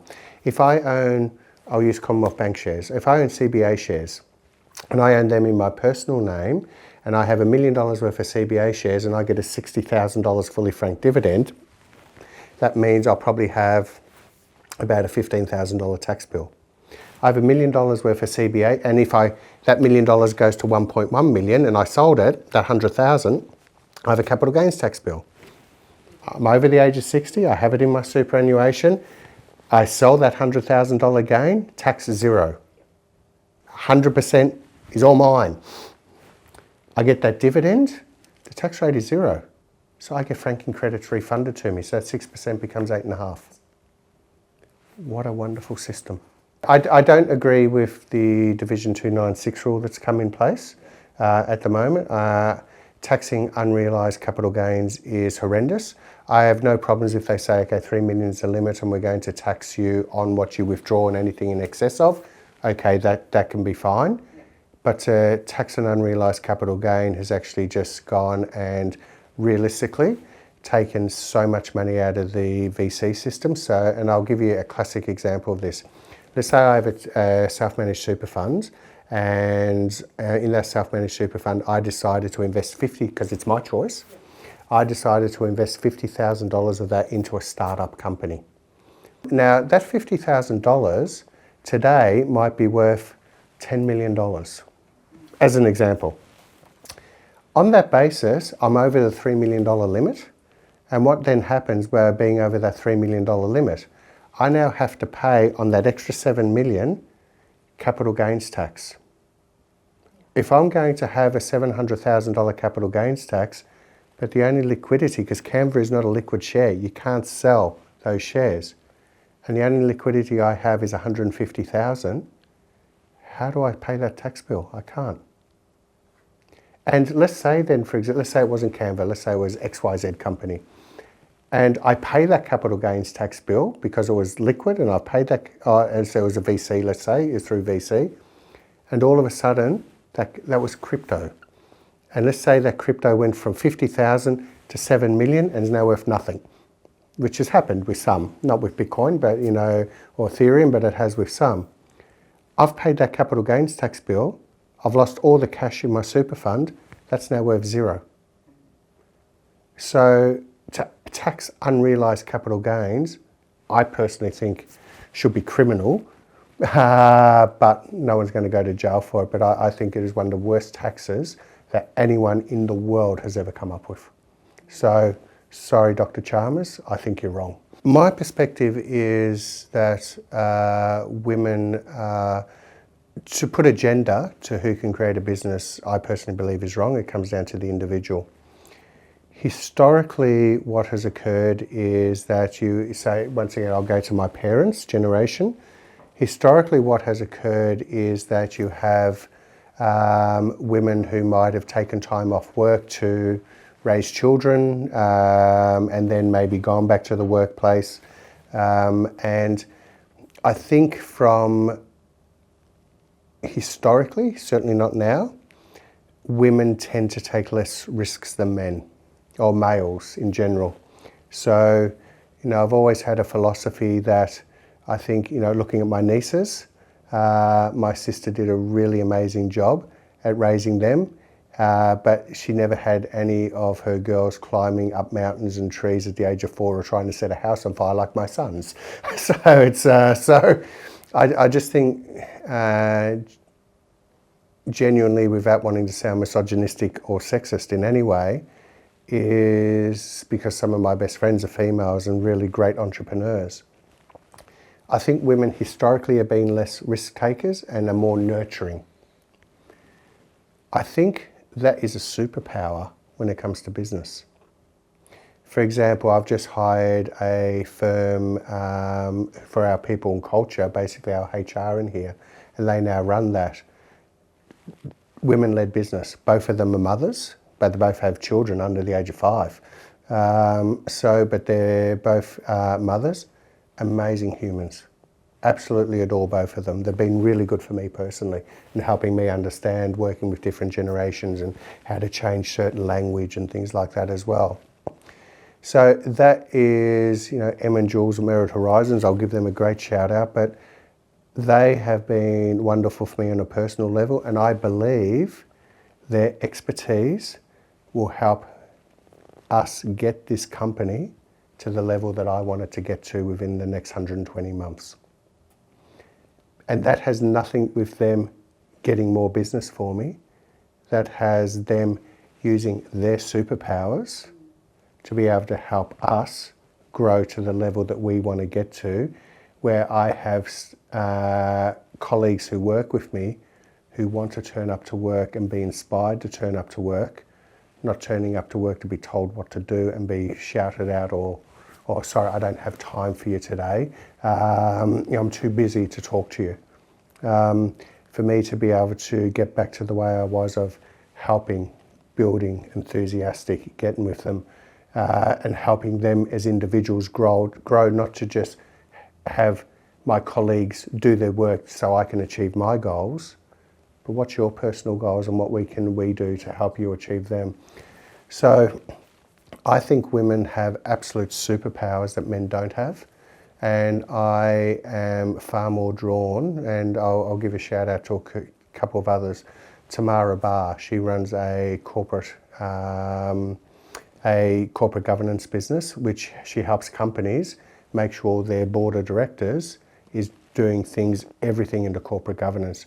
But she doesn't tick boxes. Tamara actually helps you come into the business and ensure that your company is doing everything, one, correctly by law, but secondly, on top of that as well, bring in a human element to not just slide 7 on the PowerPoint for the boards, just tick the box to say we've done it. So now someone like Tamara, who has a lovely personality, she's got her superpower of actually there to help the board thrive, not tick the boxes for compliance. Kylie Jasinski, who runs Prime Recruitments just down the road here in Carlton. Kylie, wonderful human. She gets up at 4:45 in the morning. I get up at 5, and when I interviewed her as one of the podcasts, I said, I'm going to get up at 4:45. Now I did it twice. I said, no, I'm getting up at 5. That 15 minutes extra was heaven for me. But Kylie is a mother, single mum of 2 young girls in primary school. She still gets up and does her exercise, takes her girls to school, runs a business, a recruiting business in a male-dominated industry, construction and building and real estate. She is amazing at her job, unbelievably amazing at her job. She has that real superpower of helping people change where they are and what they, in other words, changing jobs and changing careers is a big move and it's quite scary. So having someone like Kylie in your corner to be able to help you do that from the employer's perspective, that they are hiring the right person, and from the employee's perspective, that they are going into the right company that suits them. That's a unique skill set that she has. Or another friend of mine, Amy, who's an executive in a financial services business. Once again, single mum, so 40-ish, a single mum, really thriving in what she actually does. But once again, she has that superpower. She has the ability to be able to help and educate and grow people beyond, say, than what someone else, a male, can necessarily. She's not self-employed running her own business, but she's amazing what she does. I've known Amy for 15 years and I've always been amazed at what she does, and sometimes she has to go away on conferences and things like that, and to be able to juggle all of that and stay sane at the same time and still take her children, who are both in primary school, to school sports on the weekend, is vitally important to her, that she's present there. So I personally believe women have absolute superpowers that they can thrive with that us men don't possess. And I think for a lot of men, if we were probably more in touch with our gut feelings a bit more and actually still be masculine, but at the same time drive forward without leading with perspective, leading with stability, leading by example, not leading by fear. I think we could learn so much from women who are out there, who I'm proud to, you know, all the women that I mentioned, you know, Boyana, Demi, Regina, Lauren, who all work here, who are all walking out earlier. I'm proud to call these people my colleagues. I'm proud to help them achieve their goals. It makes me really happy when I see them being happy. So if I can engage someone like Em and Jules to be able to help me and Jamie to be able to work with and thrive for everyone, I think that's wonderful. So my personal opinion, to answer your question, I openly encourage women to lean into those superpowers that they all have. It can be different for each individual, but you know, if you are a female leader that has a bit of authority, you're not a bad person. Just because you're a female, what's the difference between female or male with authority? And I usually find females with authority still have that little bit more empathy than males. So that's just my opinion, but I think women found, there are VC firms out there now, usually from family offices, a lot of them, that will back and support female-led businesses because they see those opportunities and they see where it is. So I think that women should back themselves a bit more. I think they should stand up. I was very honoured to be asked to be a guest as a panellist on an International Women's Day event just recently down at Club of United Businesses, Cub, in the city. And I was sitting on that panel. And one of the comments I actually made is, from my observation, sometimes women are each other's worst enemies as well. Where we do have a problem with the tall poppy syndrome here in Australia. And sometimes I have seen it where women will cut down other women who are successful, or she's only achieved that because she's attractive, or she's only achieved that because she's not a nice person and she's more like a bloke, or gosh, she's so outspoken, so she obviously flirts. No one's ever said that about me. I don't like crowds, I like speaking on an individual basis, but if somebody ever said, I've only been successful because I'm a flirt, I'd say, when have I flirted? So I think sometimes women can be each other's worst enemies, and I think if they lift each other up, I think we'll just thrive as an economy even more. And the economies that thrive the most is where you do have equality. And equality isn't just, say, 50-50 or something like that. And it's not taking from somebody who's worked hard to give to somebody who can't be bothered working. Equality is about me seeing you no differently than me seeing me. It's, I see your strengths, I like your strengths, I want to work with your strengths because I think your strengths are going to add value to my life. I don't care if you are a male or a female, or what your sexuality is, or what your religion is, or I just look at how can you add value to my life, to my staff, to my team, to my clients. And if you can add value over me, I will hire you like that tomorrow. So it's or any of my team. And I think that would be my message to women. Empower each other and speak up. The geopolitical concerns and problems that you have in the world, and it doesn't matter whether we're talking tariffs or whether we're talking war in the Middle East or war in Europe, this is going to sound really horrible and callous, but it creates opportunity from an investment perspective. So Australia has benefited greatly by Russia invading Ukraine. And that sounds absolutely horrible because of the million people that are dead. But as a country, we have our greatest and biggest trading partner who now needs to buy more of our stuff. So from an economic perspective, we have gained. And from a personal perspective, that is really, really sad. From my clients' perspective, their investment portfolios and my own investment portfolio, I've taken advantage of that. So if certain sectors are going to boom because they need to buy our stuff, that's what it's my job to do. So from the human element, it's really sad. Because both my parents were orphans and my father was an orphan because of war. So it does greatly affect me because of the human element, because it's just an intergenerational trauma that I carry and my sister carries. And in all honesty, even from my ex-wife's side of the family, the mother of my children, her father came here because of a civil war in Lebanon. So him and his family were all displaced because of war as well. So from that perspective, I see the suffering and the trauma of what's occurred. I have never witnessed it myself, thankfully. I've never lost a parent due to conflict or war or just violence. I grew up in a household, where I was so lucky. I had the most beautiful, loving father. There was certainly no problems with domestic violence or anything like that. So I was really blessed, and so as my sister was as well. I had a really great male role model from that perspective in the house, and my mother's a very strong woman anyway.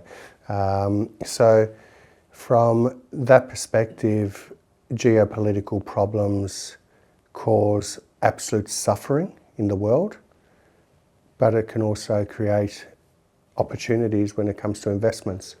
So I'm a bit sort of conflicted in that answer, if that makes sense. But I'm employed to morally and ethically take advantage of opportunities for my clients to make money. That's what they employ me to do, and that's what I get paid well to do. And I charge appropriately to do that as well. But as a result, that's what's my job to do. I don't like suffering in the world. I don't encourage it. I don't like it from a religious perspective, one religion over another. I don't like it from an ethnicity perspective of one ethnicity doesn't like another ethnicity. But at the same time, if it makes Microsoft shares cheaper, I'll buy them. My life is about helping clients achieve their goals financially. I can't help them achieve their goals on a personal level, but I can help them from a financial perspective achieve their goals. So work out what they want and how they're going to get, and that's what my job's to do. And sometimes you could suggest that it's like the plumber who has the leaky tap at home, the analogy that's used. So it's really important for me to actually set goals as well. I've just reassessed the company's goals. I spoke earlier about the 120 months, which is 10 years. But that 10 years starts again every month. The 120 months is always 120 months. Now in 120 months, I'll be 66 years old, but I still intend on working. Now, maybe not to the level that I work today. And hopefully it's more of a mentorship of 100 or 120 people who are my work colleagues. And I certainly won't own the same percentage of Kofkin Bond that I own today as well. Anyone who's gone with me during that journey, they will all be shareholders as well. So anything they've helped grow, they can get rewarded in as well. My personal journey, it's my father died at age 79, but he had a stroke at 62. He's a man who was a non-drinker, non-smoker his whole life and was a very fit middle-distance athlete in his younger days as well. He had a stroke at 62. Thankfully, that was caught early, but he ended up having a heart attack at 64. He ended up then having a triple bypass surgery. He then ended up having 2 more heart attacks, and for the last 6 years of his life had Alzheimer's disease. I never, ever want to put my family through that. My father is my hero. He's the greatest man that I've ever had the privilege of knowing in my life. And he's the most beautiful mentor to me. I often think about this because he's been gone 9 years now. I actually do not have one bad memory of my father, not one. And this is not blocking things out. I don't have a bad memory of him at all. So I think how honoured I was to have him as a father. And I've always said if I could be 10% of the father to my own children that he was to me, how privileged, I would actually be. And I'm certainly not at that level. But you speak about personal goals. When Dad had Alzheimer's, he didn't know he had Alzheimer's. But Mum really had to go through that. She was the one who had to babysit her husband, the love of her life, the man that she was side by side with all her life. And all of a sudden, if she had to go to the toilet, she had to lock the doors and the windows to make sure he hasn't escaped and wandered off down the street. I could never put my family through that. So as a result, I take my health quite seriously. And I have a plan. I'm living to 105 and I'm not going out with Alzheimer's. I'm going to go out because I fell off a chandelier at a party. So I want to live a long, healthy life where I have great mental health. So I want my mental health to be good because there is an epidemic of mental health issues. So I want to make sure that I'm mentally very strong and healthy. I want to make sure that I'm physically very strong and healthy. So I did engage a longevity doctor and that's been wonderful for me. It's helped me lose weight naturally without injections and all the rest of it. It's helped me, I got my calcium heart score test recently and I have the plaque build up in my arteries of a 6-month-old baby. My father had a heart attack. That's great news to me. My brain health, that will come from my heart health as well. So the ability to be able to be mentally strong is also really important because and I'll openly admit this, I've been seeing a psychologist for 7 months and she has been amazing at helping me understand certain reasons why I do stupid things. We all do. So it's, Lennon, you're smiling. But I think the key is that what she's helped me to do is identify traits which are not advantageous for me and how to address them.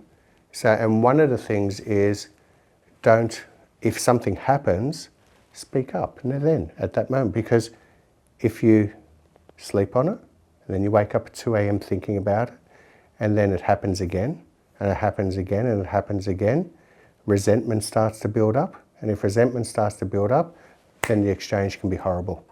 And that person who's on the other end of that exchange can be saying, what have I done? So why didn't you stop me 7 months ago or initially? So to address an issue at the time, whereas I know, I didn't address those issues. I allowed my boundaries to be crossed because I didn't want the conflict. But then when it explodes, then there's people saying, well, hold on, this isn't the person that I've known during that period of time. So this is why I've been going to a psychologist where she's helped me understand my traits and what I can do. And I openly say that, I admit it. All my insurance is in place. I can't get a mental health plan put on me now. So it's about how do I live a good, strong, healthy life to 105. So I have my personal financial goals attached to that, which are quite large, which means I will keep working. So it's because they are very large on what I want to achieve and grow. But if I attach that to the Kofkin company goals, if I do achieve those goals in 10 years' time, even though I will have a vast wealth on a personal level, I've got most of that earmarked for my charitable foundation because my children only need so much and my grandchildren only need so much. So what can I do to help other people get out of that poverty cycle through things like education, good health, etc. And I can't be a 140-kilo male with bad mental health giving money to charities to help other areas if I'm not a living example of it in my own right. It doesn't mean my children and grandchildren and future great-great-grandchildren who will never know my name won't benefit from what we've done. But if I do achieve those goals that I want personally and for the business in 10 years' time, my ownership in this business will probably be about 1/7 of what it is today. But I'll still be very satisfied with that because you only need so much money to be able to last generations. So, but everyone else who's helped the company grow to that level over the next 120 months, they will own the other 6/7. And future people who join the company as well. So I think that is one of the things is then what is in place. We run our business under a model we call DARES. We're a financial services business, but we are a technology-led financial services business. So everything we do is based around everything in here must be digital, automated, recurring, evergreen is the marketing, and scalable. So if I can look after so many clients and X amount of dollars of fees, why can't I have 20 people doing that? Why can't I have the support doing that through the automation of technology? Now, when we first came up with DARES, our company looks very different today than when we thought it was perfect 6 years ago because of AI, because of, if you're still doing the same things you were with technology 6 years ago, you haven't evolved and you end up being a dying company. And as a 56-year-old, I'm very well aware of that. So I have great people who understand that working with me to help. So I can say, I saw this, what do you think? And they can say no. But here's our reasons why. So if you've got great people working with you, and this is how Kofkin will evolve, not Kofkin the person, Kofkin the company, how it will evolve as an organisation is, why would I employ a great person? The analogy I use is, you've got a beautiful canary in a cage that sings if you whistle to it, or why don't you open the cage and let it spread its wings and actually flourish, and it can come to you with ideas and thoughts. And that's the great young people that I have in here who have grown up with this stuff, where I just look at the benefits of it. So I think, and then let them flourish. Why would I tell somebody who is a mathematical genius and is amazing with technology and AI, why would I tell him what to do with technology? I want him to come to me and say, if we did this, it will create 40% efficiency to the business. It will mean we can take on more clients. It'll mean our bottom line will improve, and it'll mean we're still half the price of Macquarie Private. Isn't that a benefit for everyone? It is. Yeah, so there's the goals without putting numbers towards it. Yeah. And I will not be retiring at 66, by the way, but I will certainly step back and I will probably enjoy my holidays a little bit more. I like to, written down there is I still have to have a non-work related overseas holiday every year. I leave on the 6th of August, which is my father's birthday. I'm going to Poland and Berlin, two places I haven't been to before, and I'm going there on the 6th of August by myself for 20 days or 18 days and enjoying on a tour and enjoying that. So that's part of my personal goals and my journey. So non-related travel. Well, one of my philosophies is now, because I love Italy, massive fan of Italy, but I have a tendency to always go back. I go to the same suit store in Rome. I'll go to, so I'll go to the same shoe store in Florence. I'm a creature of habit. We all are in some ways. So I've actually made a rule now. I now go to places overseas. If I go on holiday, I at least have to go to places as part of that trip that I've never been before, that I'm seeing for the first time.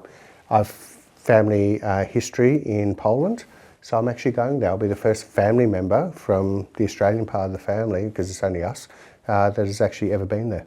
My dad wasn't born there, but his mother was. So this is me going and seeing I'm not visiting anyone. I'm going by myself. I'm not visiting any family members that I don't know. There's not many of us anyway. So from that perspective, 2 years ago, I went to Egypt, Greece, and Dubai. I have been to Dubai before.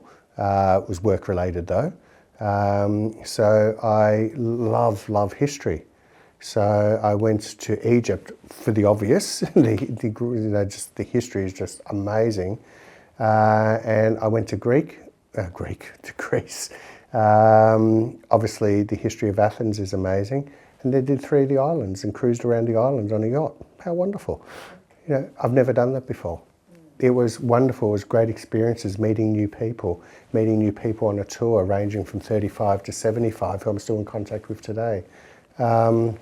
As I said, this year it's Poland and Berlin.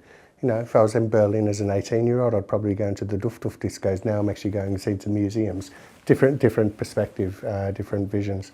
I'm already told my sister I'm going to the US next year, but I'm going to cities in the US that I've always wanted to go to.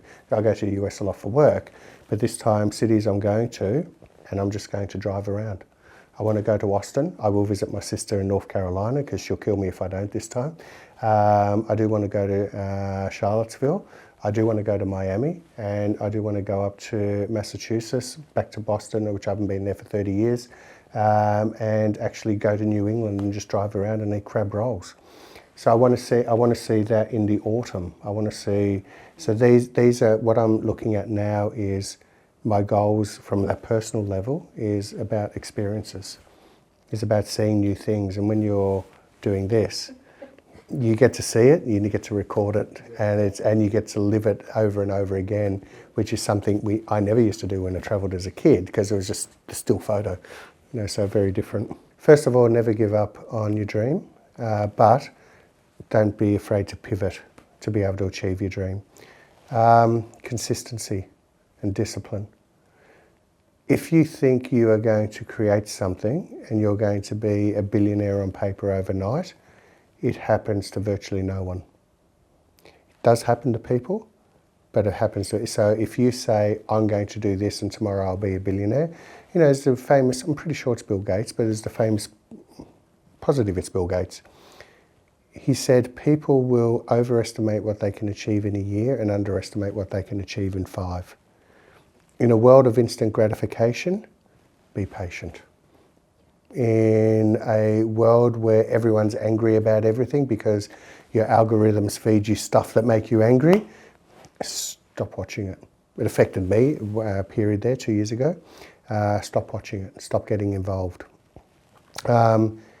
Be disciplined. Thankfully I had a sporting career, and the sporting career meant I had to be up at 5, more to fact, my dad had to be up at 4:45 every morning to get me out of bed to go to swimming training, so basically 4:30 for 20 years, and he had to do that because he had to drive me to swimming training, then he slept in the car whilst I was swimming.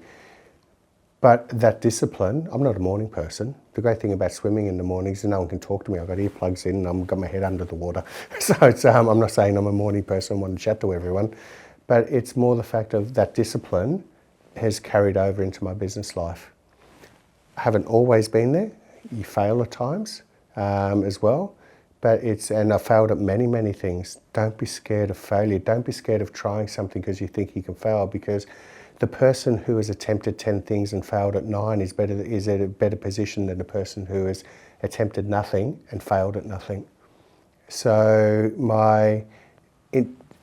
do not fall victim to instantaneous gratification. And that's number 1.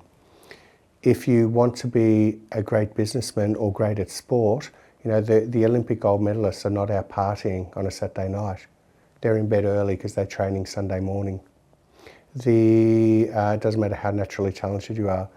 Jeff Bezos did not become one of the wealthiest men in the world by selling books online.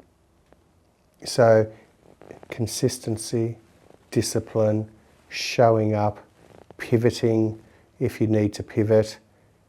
Doesn't matter how hard life gets you, don't fall victim to the 7 seconds of inspiration, as I say. I can be inspired to do something and I will get out of bed the morning, the alarm will go off and I'll get up and I'll do my meditation and I'll do my breath work and I'll exercise, and then I stand on the scales and why haven't I lost 10 kilos?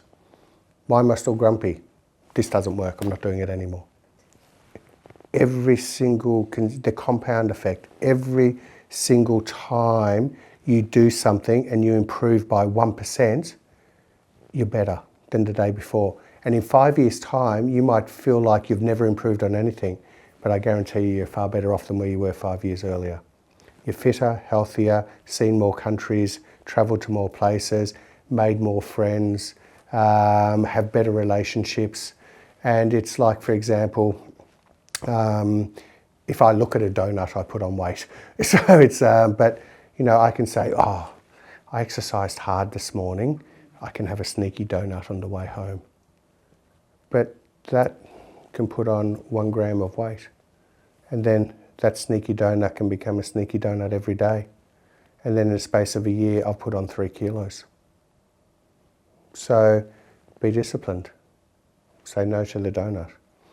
So it's, and these are the things, it doesn't matter whether it's a donut, it doesn't matter whether it's weight, it doesn't matter whether it's showing up for your family, it doesn't matter if it's me reigniting my brain to be able to get to the business to the next level that I wanted to get to, and engaging my team members to actually help me get there.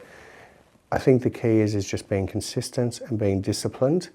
And I think people who do have a sporting background, discipline does help, because if you are a natural at something, eventually the person who is disciplined, who might not have that natural ability, will end up overtaking you. If you show up every day to do the things that you have to do to be a success in business, you'll be far better than the person who says, yeah, I'm not going to ring those 4 people today. So that's my, if you call them words of wisdom, or the old bull trying to talk to the young bulls, that's what I would suggest is be consistent, show up, understand that not every day is going to be a great day, understand that you are going to have disappointments, still show up the next day and do it. Message to businesses at the moment is don't be scared of doesn't matter what your business is, don't be scared of looking for opportunities to help grow, build, get the business. And sometimes that's in areas that us as a leader or the founder of the business do not know. So as an example, I listen to a podcast called All In. I think it's the #1 podcast in the world. You guys will be there as of next week. So but I love what these guys talk about, and I have no idea half the time what they're saying, especially when it comes to technology. But I've got a young gent who works with me here. His parents have actually been my longest serving clients for over 28 years, but he's brilliant at it. He now listens to that as well, so he knows where my brain's going when I'm talking, can we do this, can we do this, can you investigate this? And he comes to me with ideas now. He's that canary who's been set free. So from that perspective, the day you stop learning is the day you die. And so don't be afraid to listen to things and hear things that of areas that you don't have a clue about, but then find somebody who you trust and find out what they can do to help you, learn that, and will that help my widget business or my Premier air conditioning business, or Just Tea Towels Leo's business, or Paul at his restaurant? What can they do to help get it to that next level? So to my advice to business owners is don't sit in your bubble. Go out there and see what other people are doing who aren't necessarily even in your business. And I think if there's one advantage that I suppose I've had is being exposed to thousands of different business owners in hundreds of different disciplines and businesses, you actually can see what can work. So if somebody came to me and said, what do you believe can work here? I can say, well, listen, I don't know, but I met this wonderful young gent by the name of Lennon, who I know loves to travel. But Lennon, I thought the job he did was really great, because I don't look like this when I look at myself in the mirror, but he's made me look a bit better. But what I'm saying is that if they want to say, wow, that was really good what was done there, well, it wasn't me. Speak to this young gent.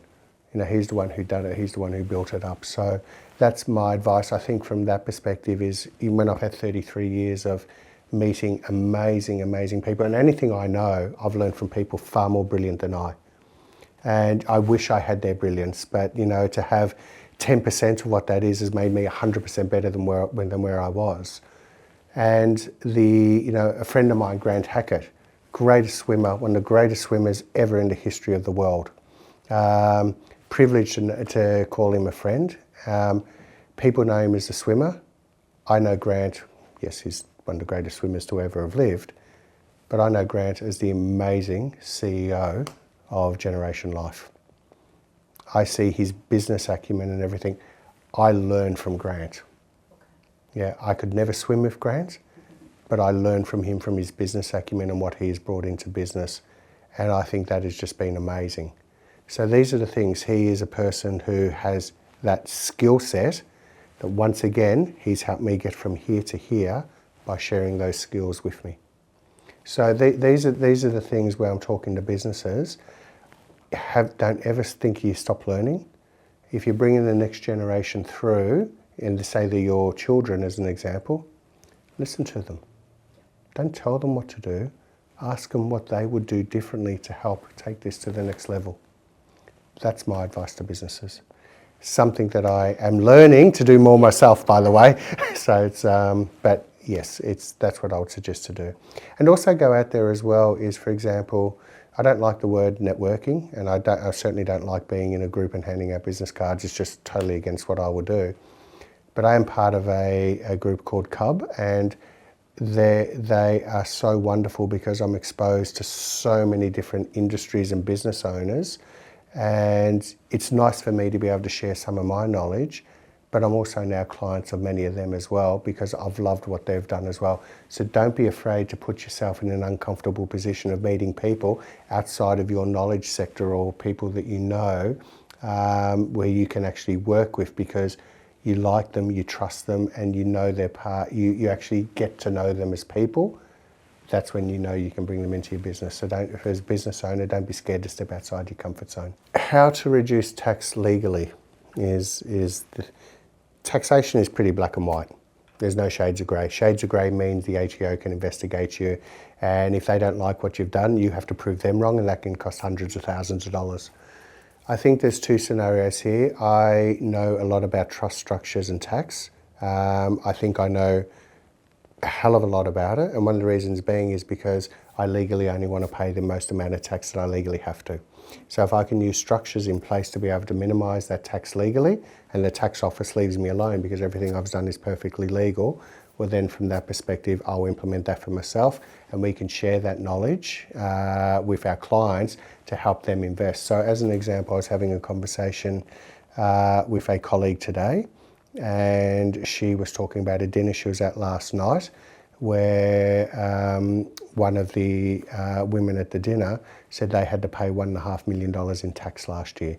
Now, I know her husband's occupation, and there's not much that they can do based on his occupation to be able to lower that tax. But they can lower their tax from their investments that they earn. So if they've paid $1.5 million in tax, they've earned about $3 million net. Now, I would suggest spending that amount of money per year is probably not happening. They've probably got a good investment portfolio of some type. So if you invest that investment portfolio in a tax-effective manner, you could reduce the tax payable on that from 48 cents down to maybe 20 cents on the dollar. You can invest in areas like superannuation that we touched on earlier, which could end up tax-free a few years down the track. You know, so these are the things where it's sometimes a case of where you can't necessarily lower your tax bill, but the net amount of money you have, you can actually be far more tax effective with it. So for example, it might be owning your investments through a discretionary family trust structure where you have the discretion of how to distribute the dividends and profit from that as well. So because it's a discretionary family trust. So if you have $1 million investments in there and it must distribute its income every year, it can distribute the income into a tax-paid investment bond invested on the share market where you're paying no tax on that, and if you withdraw it sometime in the future, there's no capital gains tax, and you don't have to pay income tax on the gains all the way through. You can set up in respect to, in the event of my passing, I have a testamentary trust set up in my will that if my children one day bless me with grandchildren, and those grandchildren are minors, rather than paying the highest marginal tax bracket on any distribution over $604, that child can have a tax-free threshold of $18,200. If you have, my children went to private school, expensive. I look at what private schools are now and I think, my God. So I thought it was expensive when my kids went through school. But you can have things set up so that you can actually help pay school fees through education bonds invested on the share market still that are tax effective. So realistically, you're getting a 30% rebate. So you're actually paying those private school fees with before tax dollars rather than after tax dollars. And if there's money left over when the kids are 18 or 20 or whenever, they can take all that money tax-free if you choose to give it to them. So there's so many different things. It's not just there's only one way to pay less tax, earn less money. No one wants to do that. So how do you actually, with the money that you do earn, be very wise and savvy with what you do with it and how you invest it? And now, so it's using the correct structures, which are very advantageous for your net result. So what I always say to clients is, don't think of the immediate gain. you also have to think of what happens in the long term. So if I was to buy an investment property, and let's get rid of, don't worry about Victoria's land tax and all the rest of it and all these horrible things that I could really harp on. But if I buy an investment property today and the accountant says, well, you can negative gear that. Well, is that a good thing? And the reason why I say that is because if you're spending $1,000 to get back $500, my simple mathematics is I just lost $500. Good. So if we talk about property as an example, and let's take out of the equation all of the, the Victorian government land tax and all the extra taxes people know. Let's just look at it straight negative gearing. So somebody might say, I'm going to buy an investment property, and because my accountant said I can get negative gearing in that, and don't worry about depreciation, all those things. Let's just say it's a normal property. Now, for me, spending $1,000 to get back $500 through negative gearing, that doesn't make sense to me. That's a $500 loss. Neutral gearing makes sense. Paying off some of the principal to be able to get, because the more of the debt you pay off, the more you own. That makes sense. That's like forced savings. But just keeping it so it's negatively geared and you get some money back from the tax man, that's a false sense of security. Because I'm spending $1,000 to get back $500. I might as well just give them $500. But then people say, well, what about the gain? The property you bought for $1 million, you can sell for $2 million. And I say, well, in that case, you've owned it for more than 12 months. So yes, you've lost money all the way through negative gearing, and you buy that property and it's in your personal name because you wanted to get the immediate tax benefit. But what's the long-term tax consequence of that if it's in your personal name? You've got $1 million gain. You halve that because you've owned it for more than 12 months, $500,000. That gets put onto your taxable income for the year. Let's say there's no other taxable income. You've still got a $250,000 tax bill now. So what has actually been that gain? And if you haven't paid anything off the principal on that $1 million, or it might be $800,000 in debt, you take away the tax, you repay the debt, but what's your real rate of return? It might only be 1 or 2%. So from that perspective, you own investment property through your superannuation fund and you buy for $1 million, you sell it for $2 million, capital gains tax 0 as long as you're over age 60 and retired. Same scenario. So how do you save in tax? Once again, think of your investments. Don't just think of the immediate gain you might make now, because the long-term consequences of that immediate gain could be horrendous. So when you're looking at considering, etc., it's not just what's the short-term gain, what is the long-term gain, and how do you keep more of that long-term gain? From a venture capital perspective, I think there's probably more innovation and more opportunity globally than what there is here in Australia. Unfortunately, I think a lot of the opportunities we have in Australia does go overseas. So Dr. Anthony Slavin, who I went to school with at St Bernard's, he was just inducted into the St Bernard's Hall of Fame. He's only a year older than me, he was a year above me. Beautiful, beautiful family. Very honoured to be sitting on their table last week. He's invented 3 drugs, which are patented, and one of those companies listed on the NASDAQ. He's done that over in Harvard University. He lives in Massachusetts. Their businesses are over there. We lost the Australian brain power to the US.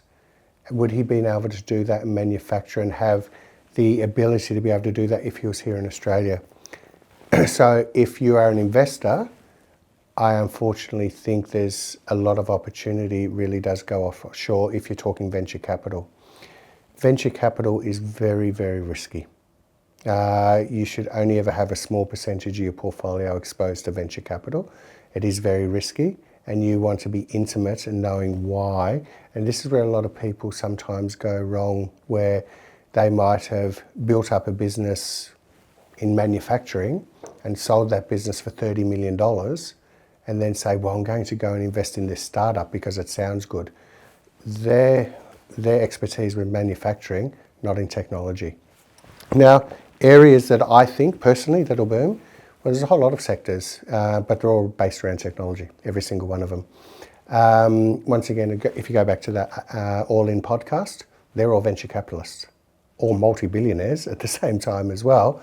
But at the same time, they will also say that, you know, this one I just lost $30 million on. Most people would love to be worth $30 million, not lose $30 million on a venture. So there's the considerations that you would actually give is, first of all, definitely technology based. Definitely either, so for example, it could be technology and financial services, because if the world economy is booming, financial services boom. But what technology can you have in financial services to actually help you boom even more and keep more of what you earn? And the clients are better off too. So these are the things that you have to look at. So I'm not going to specifically say this sector in this, but definitely around AI. I don't think anyone should be scared of it, but everyone's going to come up with a great idea and a new idea and want to be the next ChatGPT, etc. And there are some that are going to do it and are going to do it better than what there is now. Finding that one is the difficult part. So I would suggest if you are in the fortunate position where you can invest in VC, you invest in VC where there might be 10 or 15 positions taken, not just, I like you, what a great idea, that sounds good, but I have no idea what you're talking about because I built widgets and made $30 million from building widgets. Here's $1 million. So I invested in a friend's startup once. And I told him why I'm only investing this amount of money. Knowing him, I really like him. Knowing him, if it took off, it could be worth a fortune.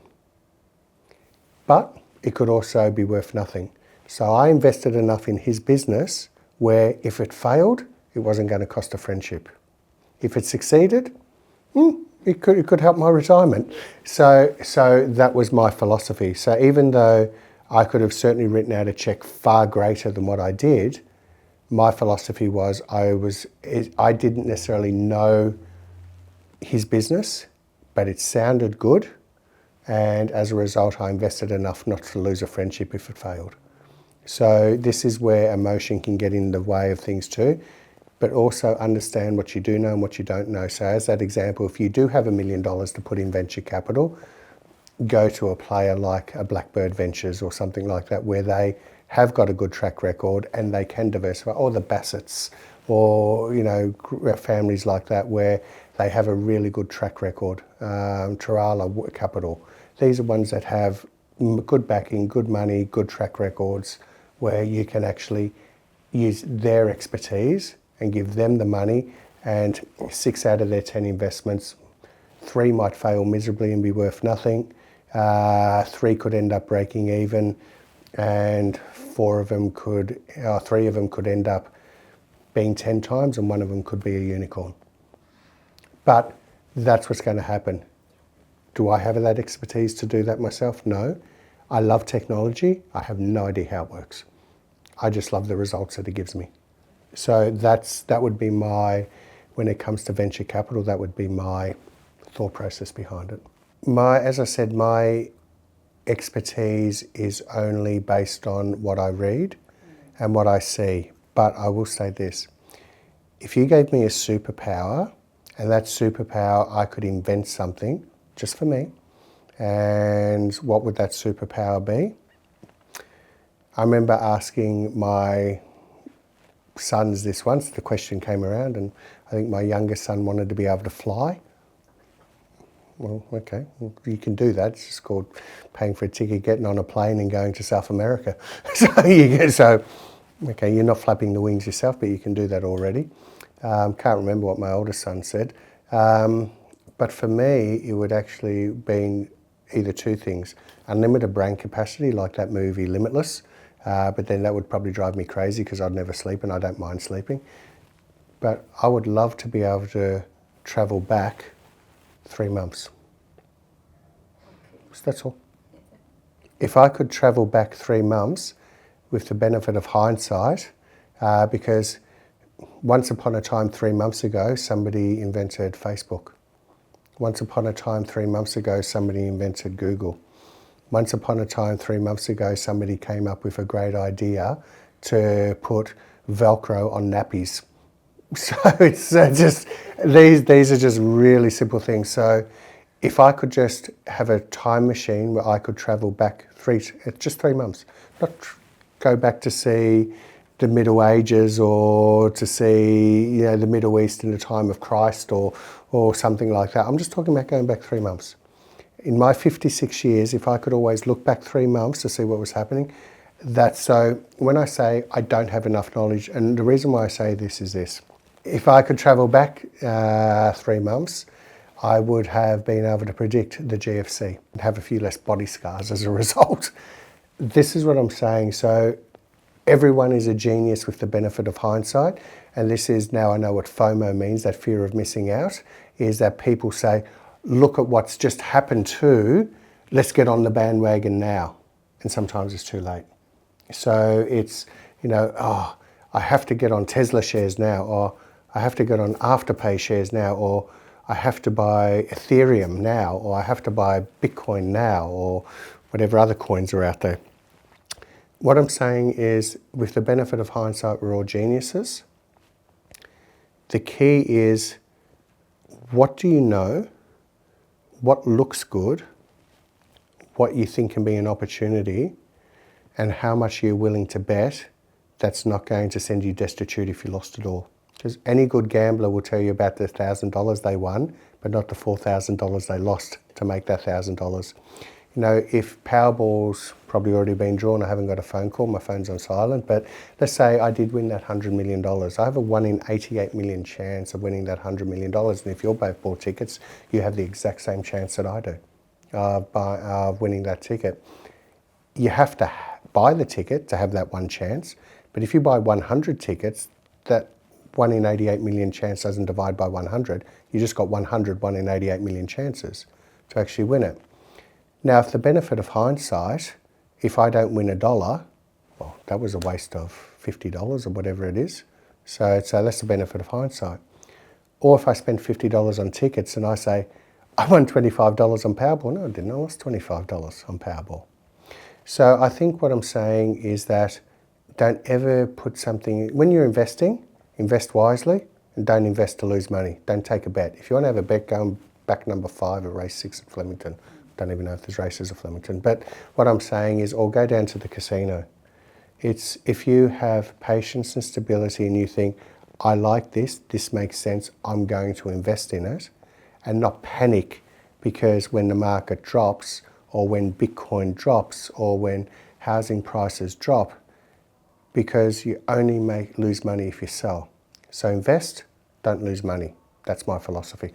So it's, but don't invest more on any one asset that you're prepared to not, if everything failed, that it's not going to send you destitute. And I think that's something else as well.